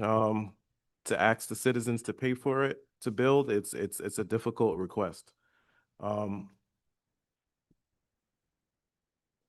Darden, thank you for your fiscal concerns. Always appreciate your comments. Director Burrell Butler, always appreciate you. I mean, needless to be said, you're always doing the work. You're here late, here early, so we always appreciate you. I'm gonna actually request from Director to send me that information in the email. I mean, because I'm not going to remember all of that. And plus, people always talking about there's nothing for the youth out there, and you listed like 10 pages of stuff that's happening for our youth. And, I want to be able to share that and speak intelligibly on it. So yeah, send me an email so I can remember everything that's going on with the Youth Bureau. Mr. Figueroa, I do apologize for your situation. Thank you for your service, of course. I believe, if I'm not mistaken, I don't have the most up-to-date information, but this is in litigation, so maybe we could speak offline. Um, and we will continue to try to support as much as we can. Ms. Lawrence, thank you. I have to say, I'm really impressed with you, your diligence coming in and just following up and just being, you feel real passionate about this. It's important information, and I think that we owe it to you and the residents to, I said it before, to maybe schedule some sort of hearing where we can have our police commissioner or some representative from public safety and to answer these questions, So I do think it's important, and I don't think it's a heavy lift either. So, but yeah, again, impressed with you. Thank you for your work, because you're out there, you're foiling information, and you're bringing things that have mattered to the public eye. So appreciate that. Those are all my comments. I don't think I missed anyone. All right, that's it. Thank you. Thank you. Turnquest Jones is still online, right? Did you have any comments? I'm here. Turnquest Jones? Hey, everyone. Just Yes, want to thank everybody for coming out.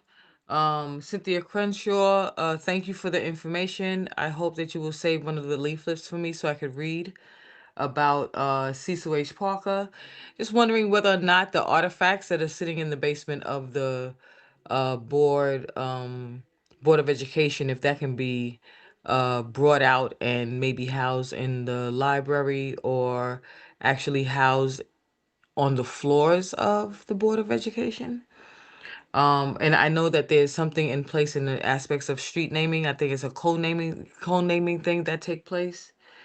And so thank you in the aspects of Black History Month with educating us about Cecil H. Parker. Um, Wilma Frank, I remember turning to Caitlin because you were supposed to come this one day and you weren't there, and I was like, "Where's Wilma?" And she was like, "Oh, I reached out to her. She wasn't feeling well." So everybody looks forward to seeing you, whether you raise hell or not. All right. Shez Darden, thank you for bringing to light and making sure that if we are hiring somebody, that we are hiring somebody that is qualified, and in order to get paid what they're supposed to get paid. And so we're gonna make sure that that happens. So I appreciate that. Debbie Burrell Butler, you did not mention that you had a group of children up in Albany on Lobby Day, which was on February 3rd, sitting and meeting with senators and teaching them how to lobby for what is needed for the city of Mount Vernon youth. And that was I don't want to use the word impressive, but they were a mirror to me. They made me make sure that I do what I am supposed to do because they were doing what they were supposed to do, or and learning how to go about it. When I walked in, they were sitting at Senator Bailey's table, and everyone had on a uniform, and they were having an in-depth conversation about what is needed for the youth and for the community of Mount Vernon. So I want to give you a shout out for that. Thank Um, you. you're welcome. I know it costs money, but I remember one year when I was on the school board, you had a brochure that you put together of the information. Do you have a QR code regarding that? Because just like my fellow council member, Box Hill, I would love that information as well. I promise you, I will get it to the entire city council board tomorrow in the midst of writing this grant that I have 48 hours to submit. All right, do the grant first, baby. Thank you. Michael Figueroa, thank you for your services. And I it's ditto as to what my colleague said about it being in litigation, and I hope that you are successful in what you are trying to achieve. We appreciate you, and yeah. Imani Lawrence. Imani Lawrence, I text you just now. I text you my email. I would like that, what you wrote today, I would like for you to send that to me, please. And I also agree with Box Hill with some kind of hearing or report to give us some of the things that you pointed out, such as legislation, data policy, and technology, and how that is used. Because we know one thing, and one thing for sure is that it is needed, but we also know that how it has been used against specific people in our cities. Thank you. That's all I have. Thank you. Councilwoman Gleason? Well, first and foremost, I want to thank everybody who came out to speak tonight. I'm going to jump around a little bit because I want Ms. Frank to go home at a decent hour. You know, when we saw you on the list last time and you didn't come, that was very out of character for you. That's why I had to call you when I got home from the council meeting, because it was really important to figure out where you were, number one. I know you're living by yourself, and, you know, I was just a little bit nervous. So I'm glad that everything worked out for you at the buildings department. I will say that the deputy commissioner is online, and I just want to, you know, it's a thankless job, right? But she wanted to just tell you to extend my sincere thanks to her on behalf of both myself and my department for following the process and being such a great example of the improvements we've been working hard doing towards. I truly can't explain how happy I was to hear what she said. Moments like this are exactly why I do what I do. It means so much to see the process working and being recognized in such a positive way. She also said, please tell her we will also do the final inspection and close her permit next week. So just stay in touch with her. And again, you have my number, so if you need me in any way, just give me a call, all right? Now I want you to leave and get home at a good hour. Ms. Crenshaw, did she leave? So there is a process for renaming. I would suggest that you sit down with the clerk and go over it. And I fully support it. I think that's something necessary if the council would still like to move forward on that. Ba, ba, ba, ba. Debbie Burrell, Butler, what can I say? I can't, the acoustics in here is kind of awful, but I would like you to email me everything that you're going to email Councilman Boxill, because I would love to see all the new programs that you guys are doing. Michael Figueroa, fireman, to me, you know, my dad was fire commissioner here in the city of Mount Vernon, so you all have a special place in my heart. I do understand that this is a personnel matter. I don't know how we could support you in that aspect, but I do wish you the best of luck on your journey. It's not fun. My brother's a disabled police officer. I get it. The whole process of 207A and 207C is very difficult. So continue with it, hang in there. Amani, unbelievably great. You know, every time you come here, you're so well informed, and I just love that. The one thing I will tell you that I did find out the other day at the Black History event, the NAACP held at Macedonia, was that the county executive actually said that the county does not store any of their camera images or anything on a cloud. They actually do it at the county there. So as it pertains, somebody actually asked this question. I don't remember the exact answer, but I am going to text him and ask him exactly, because they save it in-house, right? So it doesn't go to a cloud or anything like that. I'm going to yield to the Public Safety Committee on the other aspects that you had asked about a couple weeks ago and today. And let me see who else. Shez Darden, thank you so much for being engaged. We appreciate you being here. And again, I wanted to thank the Black clergy for being here tonight and speaking so eloquently on the needs of the community. It's greatly appreciated. So thank you very much, Council President. I'm done. Thank you. Councilman Wallace? Thank you, Council President. Um, Regarding Cynthia, I'm going to echo the same thing that the others has about the process. I don't see it as being a problem. Just as long as it goes through the process, it gets to us, I don't see anything wrong with that. Going over to Wilma Frank, I'm glad your roof got done. I did go and visit the building department, had conversations with them about permits not being executed and move forward in a timely fashion. They said that they will. I was talking about roofs as well, and that people should not have to wait to get their roof done. That should be expedited right away, but I'm still gonna be having more conversations with them regarding those things. So I am glad that your roof is done and everything is great, and it happened before the snow. So that makes a big deal, a big difference and a big deal.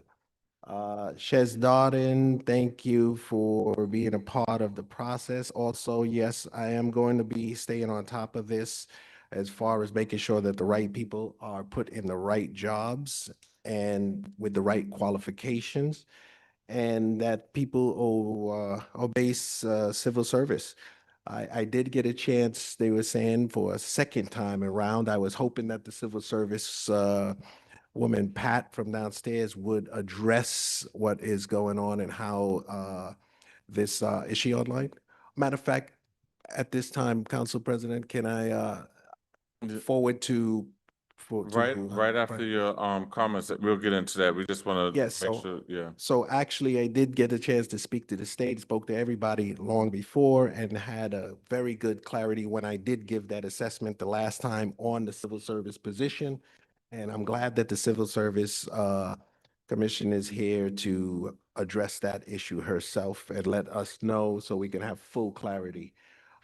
Debbie Burrell, yeah, when you send that paperwork over, I guess we'll look at all the programs. Last time I was in our work session, I know I said that we don't have programs and all, but I know we have programs in the youth borough and everything. I meant to say that we don't have enough.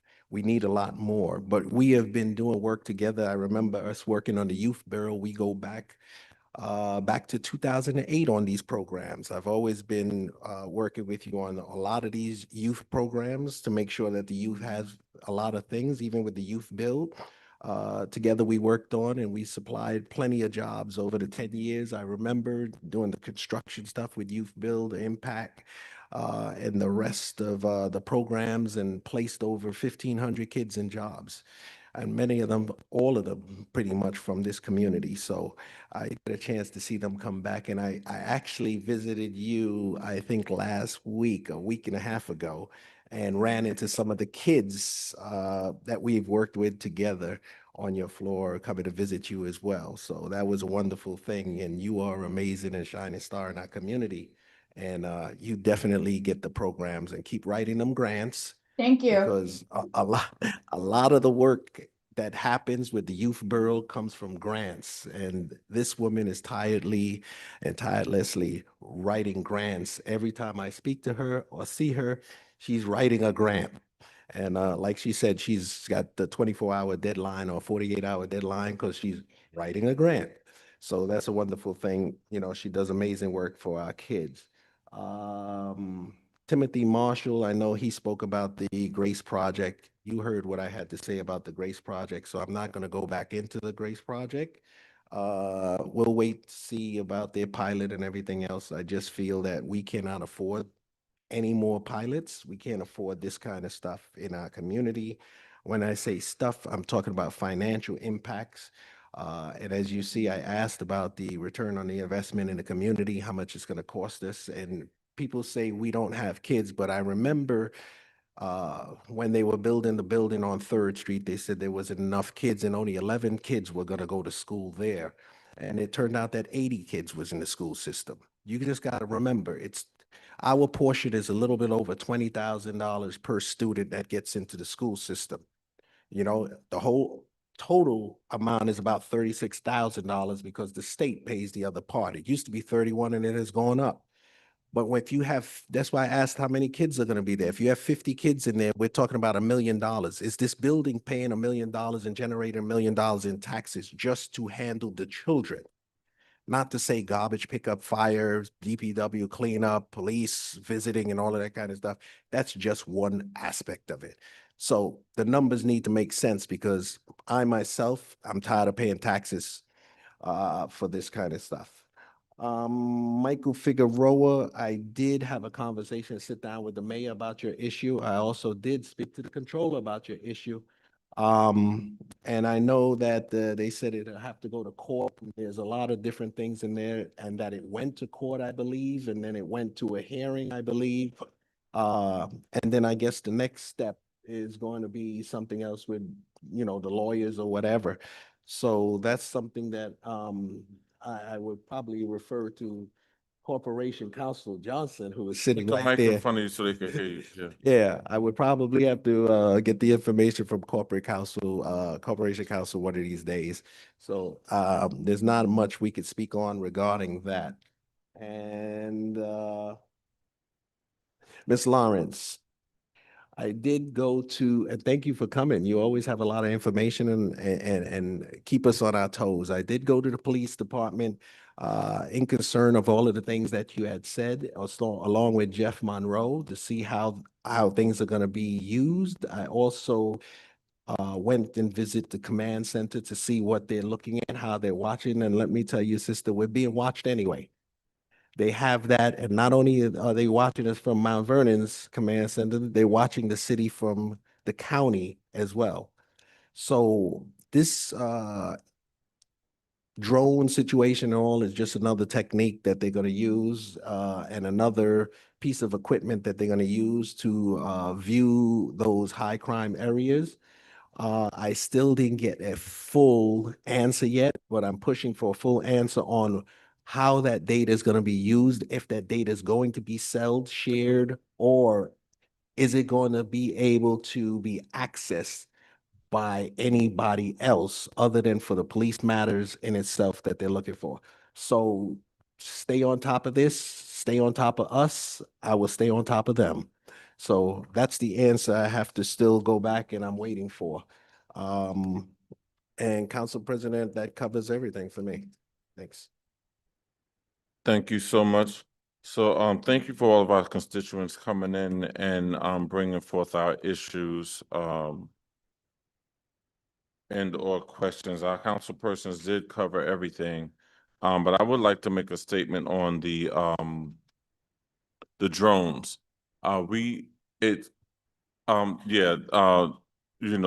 Surveillance, I'm sorry, surveillance.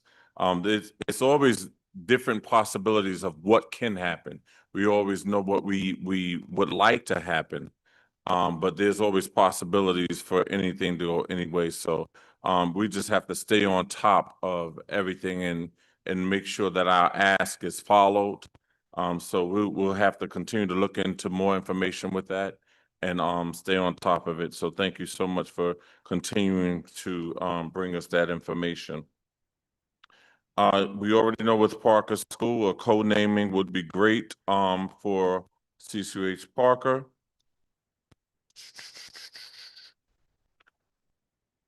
And everything else has been answered.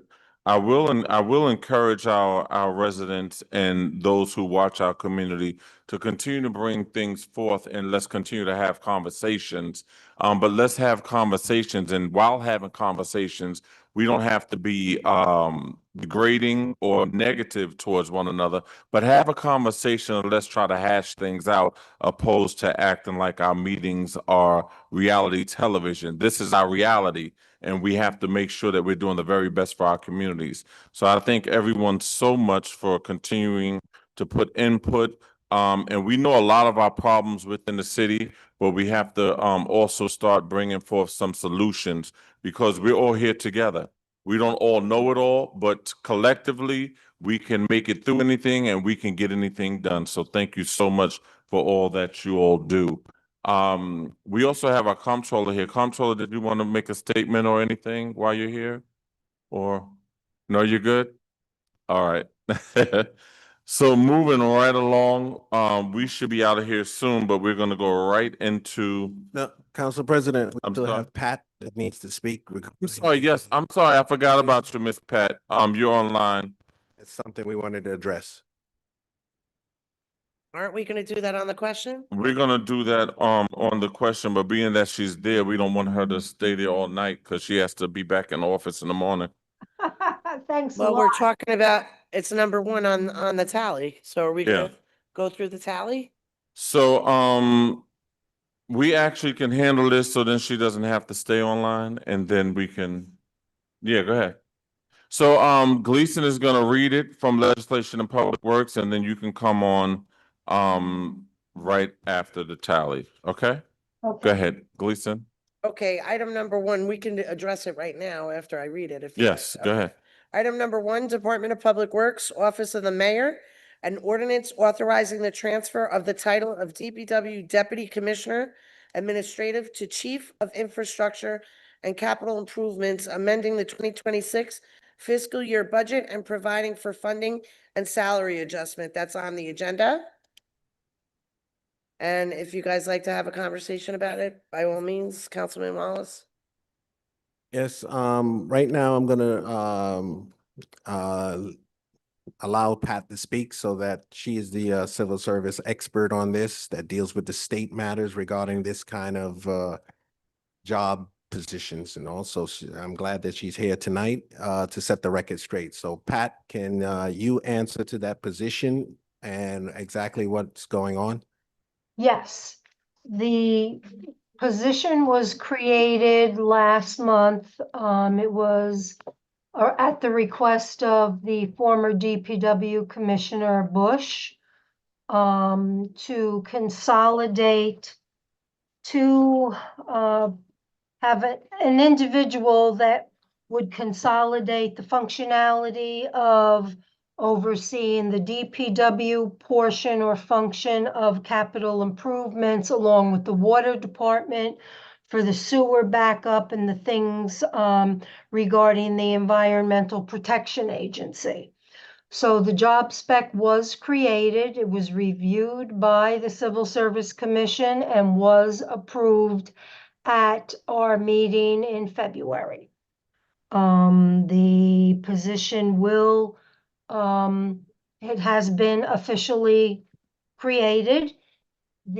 Once we move forward after the legislation is approved, we will post this position for the required 10 business days, not only in the Civil Service Office, the HR office, excuse me, but also on the City of Mount Vernon's website for potential candidates that would best fill the position.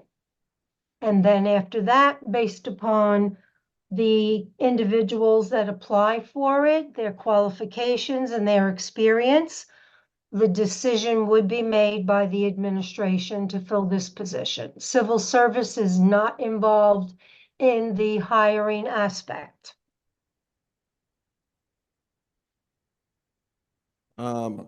Questions, Wallace? Pat, could you address the issue of, the specs for this job and the qualifications that came down from the state? Showing what that is, and could you tell us what that is? Well, Not the position.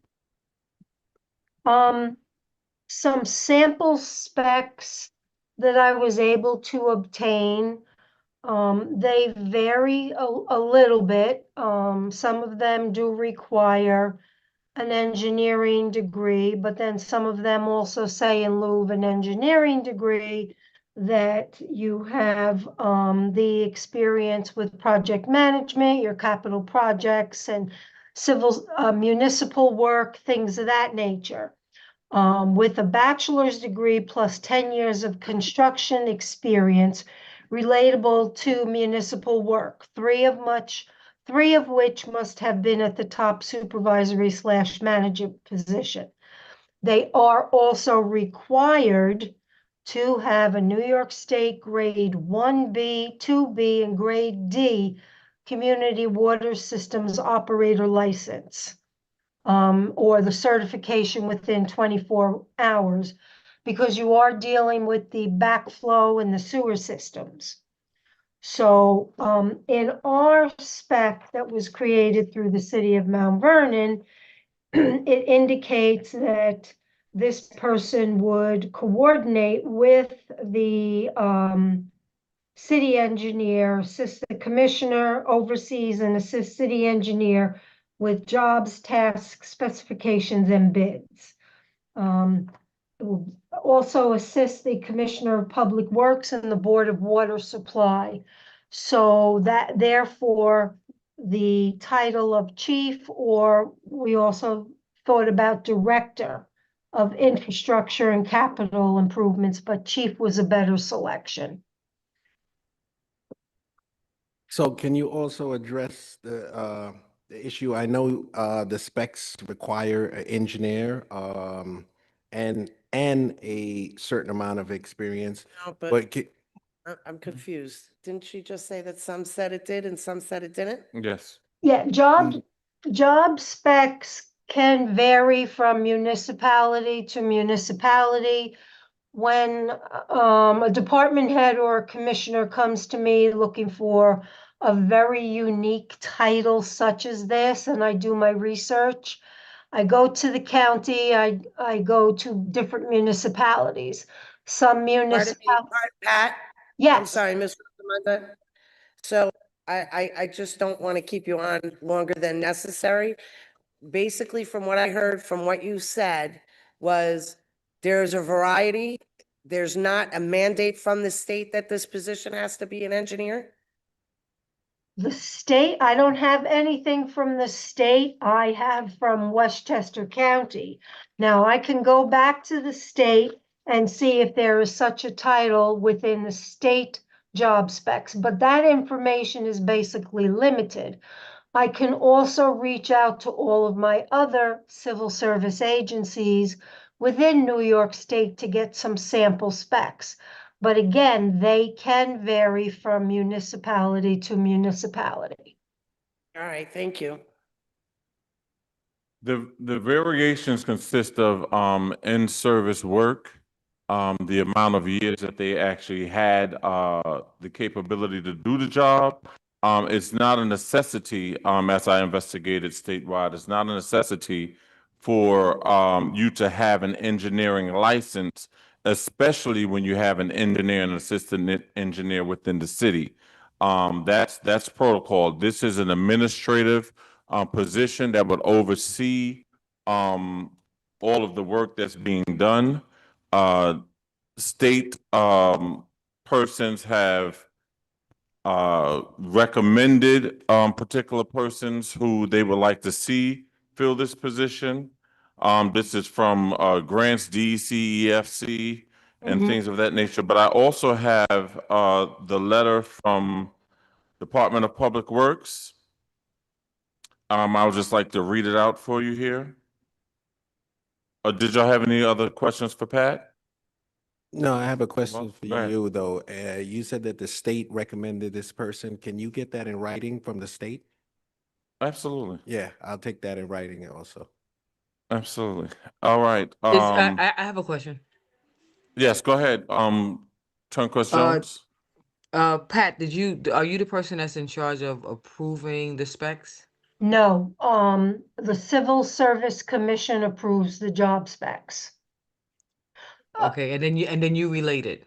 Yes, Council President Thompson is correct. This type of a position is basically a coordinator.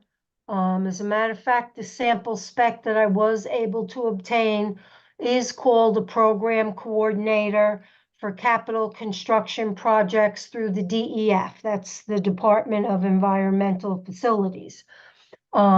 So this particular spec addresses the fact that it's recommended that there be an engineer, but in our spec for Mount Vernon, it says works along with the city engineers and coordinating the projects. That's correct. That's compliance, construction, and management. Yes. Thank you so much. So I'll just like to read this into the record from the Department of Public Works. Dear honorable elected officials and stakeholders, this correspondence is submitted to provide clarity, transparency, and justification regarding the reestablishment and elevation of the EFC grant-funded DPW Deputy Commission Administrative position into the role of Chief of Infrastructure and Capital Improvements. Over the past 5 years, the city of Mount Vernon has been awarded in excess of $163 million to address federal and state enforcement mandates under the Clean Water Act, including sanitary sewer rehabilitation under the oversight of the DOJ, EPA, and NYSDEC consent decree framework. The magnitude, regulatory exposure, and fiduciary responsibility attached to these funds requires centralized executive level coordination distinct from routine departmental operations. Reporting structure. The reporting structure established in the Memorandum of Agreements between the Department of Public Works and Board of Water Supply places the chief within the office of the mayor, not subordinate to DPW. This structure is deliberate and necessary for the following reasons. Number one, prevent silos within capital coordination between DPW and Board of Water Supply. Create centralized infrastructure command across departments, allows commissioners to focus on day-to-day operational management, ensures neutral executive oversight of capital prioritization, aligns with civil service laws and existing union frameworks, preserves personnel authority within prospective departments while granting functional project authority to the chief. Under the MOA, that's Memorandum of Agreement, personnel maintain administrative reporting to the prospective commissioners, while functional direction on capital project flows through the chief. This dual reporting model preserves labor compliance while ensuring project continuity. Given the city's consent decree obligations, fragmentation of capital oversight presents measurable regulatory risk. Centralizing under the mayor mitigates that exposure. Professional engineering, requiring a civil engineering PE license for this position would materially misunderstand the functioning nature of the role. This position is not designed to stamp engineered drawings, perform structural calculations, or replace consulting engineers. Rather, it is structured as a program executive administrator coordinating engineering consultants, contractors, grant compliance, construction sequencing, regulatory reporting, budget adherence, and cross-departmental logistics. The acceptable experience provisions within the job specifications explicitly allow equivalent combinations of education and experience. The role requires executive infrastructure leadership, not license-based design authority. Engineering expertise is leveraged through the city engineering office and retain the professional consultants. The chief's responsibility is integration, execution, and compliance management. Justification of salary, the proposed salary is $175,147.29, which is grade 16 CSEA scale, reflects that expanded executive level scope of responsibility, which includes oversight of all capital projects across DPW and the Board of Water Supply, internal and external engineering, coordination and consultant supervision, grant administration and reimbursement compliance with NYSEFC, construction management and inspection oversight, procurement and contract administration, capital budget coordination and fiduciary controls, hearing office responsibilities for non-criminal sanitary, stormwater, and quality of life enforcement, assist in permitting authority and right-of-way oversight. Interagency coordination with utilities and infrastructure stakeholders, direct liaison to the NYS DEC, NYS EFC, EPA, and federal court mandates. As detailed within the job specifications and memorandum of agreement, this role serves the executor of all federal, state, and local mandated infrastructure requirements, including consent decree obligations and lead service line mandates. The salary structure has also been strategically structured to minimize local fiscal burden. Majority of the salary, 75% will be reimbursable through New York State eligible administrative funding, along with the cost sharing of the Board of Water Supply per the minimum memorandum of agreement terms, which is the MOA. This will have a minimal impact on the city's operating budget, given the program size approaching $200 million in infrastructure activity.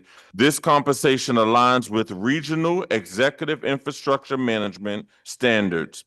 This salary is also in line with the current salary of the BOW water superintendent. This was from the Department of Public Works. I took over your job, clerk, because I wanted to read a little bit today. I don't get to read often.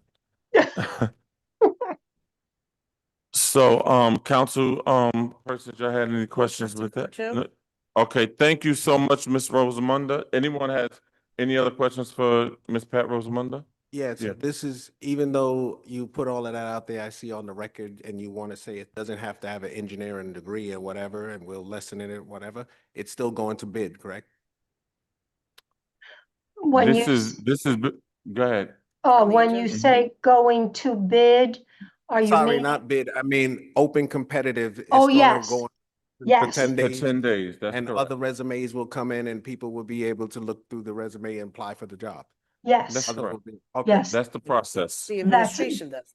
That's Yes. the process. okay. That's a requirement. That's why it was graded through CSEA as well, because it is currently a competitive title, meaning the person in this position potentially could be subjected to an exam under New York State Civil Service.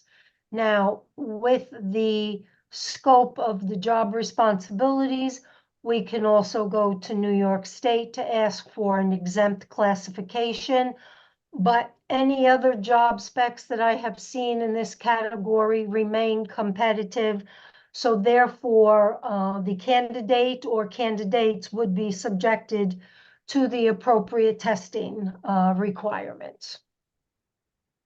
Pat, one last question. When you say that it can go to, you can go to the state to make it exempt, who and who makes that call for the title to be exempt?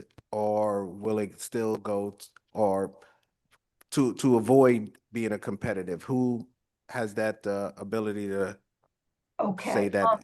Our local civil service office would do what's called a public hearing, and we ask New York State for a rules resolution to remove this title from the competitive class to the exempt class, meaning it's a position of great confidentiality, and that it should not be tested. It would then become an at-will appointment where the person going into the job could also be hired, and then it's an appointed position, and then down the road, if they're not performing well, they would be let go. With the competitive class, only New York State Civil Service can make that decision. That is not done at our local level at all. Okay, thank you. You good?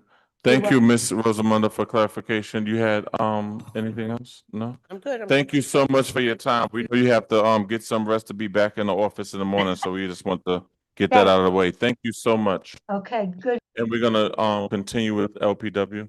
Item number 2, Public Works, Department of Public Works, an ordinance granting 1-year leave of absence to Dwayne Jones, who currently serves as the Assistant Supervisor within the Department of Public Works. That's on the agenda.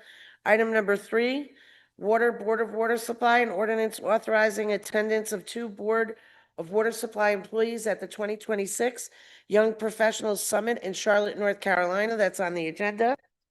That's just so everybody knows, that is under a separate budget. That is not, under the austerity budget. Correct. Item number 4, City Clerk, City Council, Local Law Number 2026, a local law amending Section 265 of Chapter 490 of the Laws of 1922, as amended, being the Charter of the City of Mount Vernon, New York, entitled Liability of City and Actions for Damages or Injuries to Person or Property. That is on the agenda. Item number 5, City Clerk, a resolution amending Resolution number 9, adopted by the City Council on February 11th, 2026, establishing the standard workdays and reporting guidelines for elected and appointed officials. That was the addition of Comptroller Morton's record of activities. That is on the agenda. That is all. I don't Thank have any you. add-ons. And Human Resources, you have nothing. Public Safety and Code?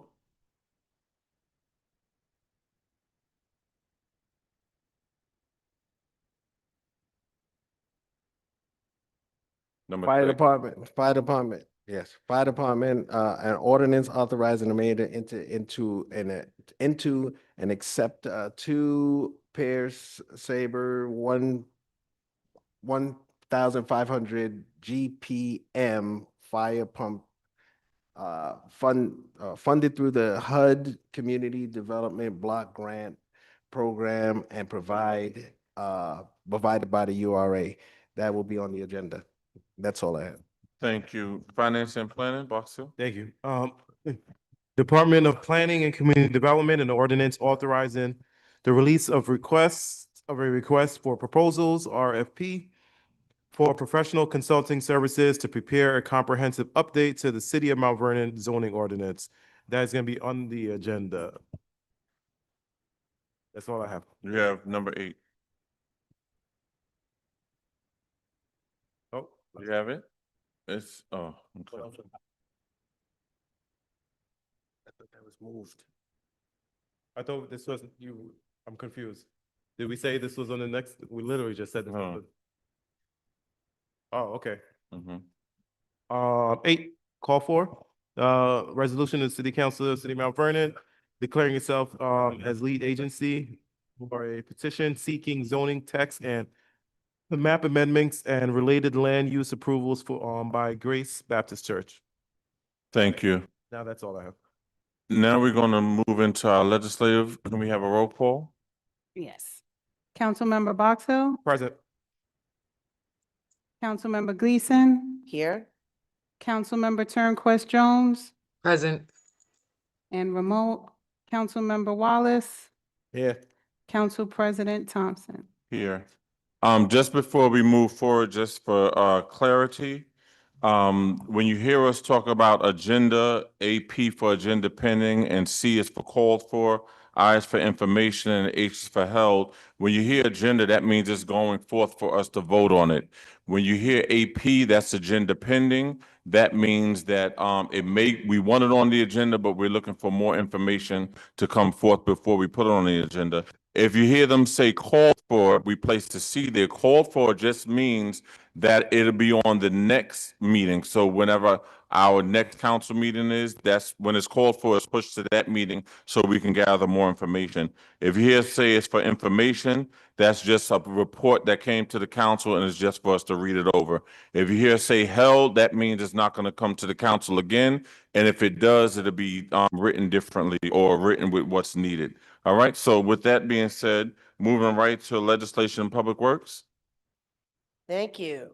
Now, item number 1, Department of Public Works, Office of the Mayor, an ordinance authorizing the transfer of the title of DPW Deputy Commissioner Administrative to Chief of Infrastructure and Capital Improvements, amending the 2026 fiscal year budget and providing for funding and salary adjustments. So moved. Second. On the question, Wallace? On the question that's on number 1, yes, I just wanted to make it clear that this is gonna go out for, it's open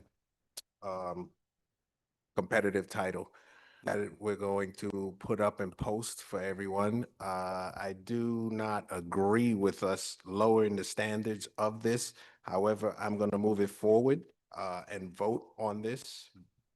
But I just want to make sure on the record that you know that I'm going to be watching this as it is posted up for everybody else to compete against as well.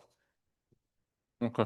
Also on the question, what happens with every other job? It's always posted, and then you select who you like to select, but it is mandatory that you post these positions. So that position will be posted for 10 days, and we'll keep posted. Any other questions? Yeah, I mean, I would just like to say that the state gave us a lot of money, a whole lot of money, and there's been a lot of work that's been done so far, but there's even tons more that needs to be done. And I for one, I want to see the progress. I want to see it go ahead. And as the chair of the Capital Committee, I will be on top of this as well.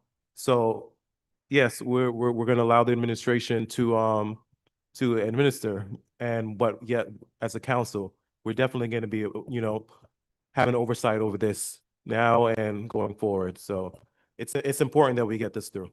Thank you.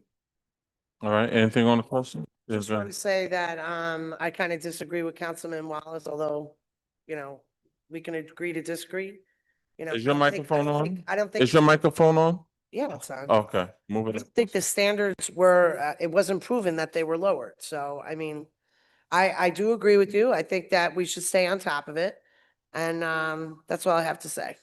May Wallace. I just wanted to say, when you look at the difference between, like she said, it may be different towns and cities that they may look at all of this stuff, but there are many towns that says engineering degree and that kind of, and there's some that may say not, right? However, when you say, okay, so what I'm just making clear is instead of taking the higher one, we took the lower one. That's all I'm saying. Fair enough. Thank you. Right. Last thing on the question, once again, with this position, it is not mandatory for you to have an engineering degree, especially when you have an engineer on the book. So we're gonna move it forward, okay? Roll call? Councilmember Box Hill, Aye. Councilmember Gleason, Aye. Councilmember Turnquest Jones, Aye. Councilmember Wallace, Aye. Council President Thompson. Aye. Number 2. Yeah, sorry, I'm just writing. Mhm. Item number 2, Department of Public Works, an ordinance granting 1-year leave of absence to Dwayne Jones, who currently serves as the Assistant Supervisor within the Department of Public Works. So moved. Second. On the question? Hearing none, roll call? Councilmember Box Hill, Aye. Councilmember Gleason, Aye. Councilmember Turnquest Jones, Aye. Councilmember Wallace, Aye. Council President Thompson. Aye. Thank you. Item number 3, Board of Water Supply, an ordinance authorizing attendance of 2 Board of Water Supply employees at the 2026 Young Professionals Summit in Charlotte, North Carolina. So moved. Second. On the question? Once I again, just to wanted, I just incur. wanted to, Oh, go ahead. I Go wanted ahead, to know, Turnquest. how do they go about deciding who goes for the professional development? Did I ask that before? That's coming from the commissioner. Oh, okay. Any other? Yeah, did he mention who's going? I don't recall that. I think that'd be a good thing. Not Yeah, that I I don't want, recall. I'm not holding it or anything of that nature, but that'd be a good thing. I guess, Yeah, after to come back. I'll get that to- information sent to you in the morning. All right, that's perfect. Yep. Well, actually, Gleason will get that sent to you in the morning. It's her committee. I don't want to overstep. And then Gleason, after they attend, for them to come back and turnkey what they their journey and their experience. Absolutely.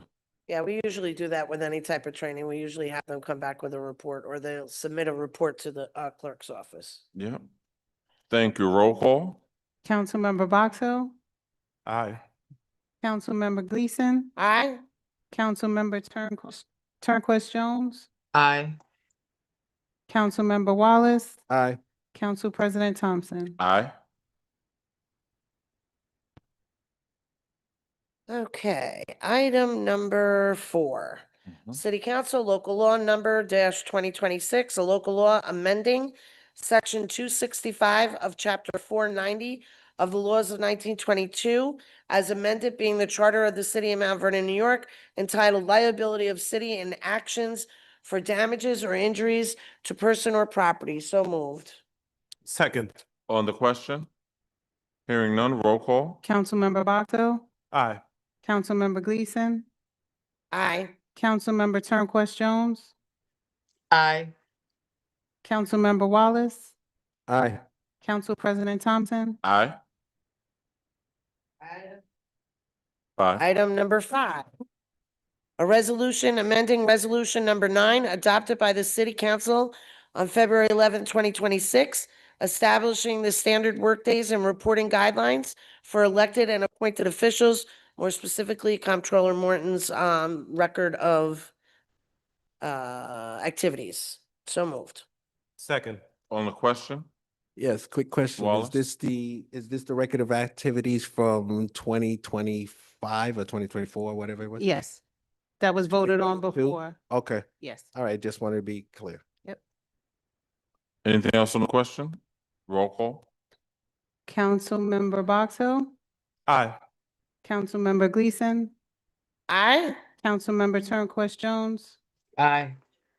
Councilmember Wallace, Abstain for the reason that I was not here, and I abstained the last time because I don't know exactly what was going on.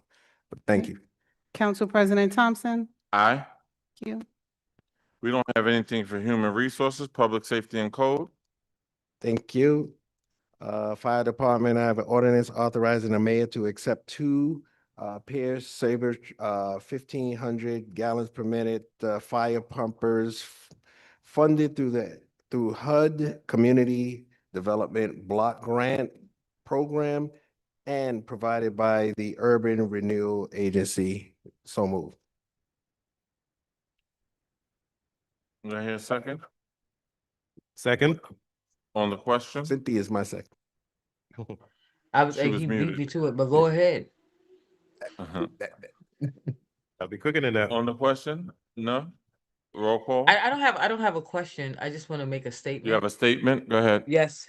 I want to give a shout out to Fire Commissioner Kevin Holt for the detailing in how he present things, as well as a host of other things that he has been sending to make sure that we are aware of the crisis and the trauma of what Mount Vernon is going through with our fire department not being up to par.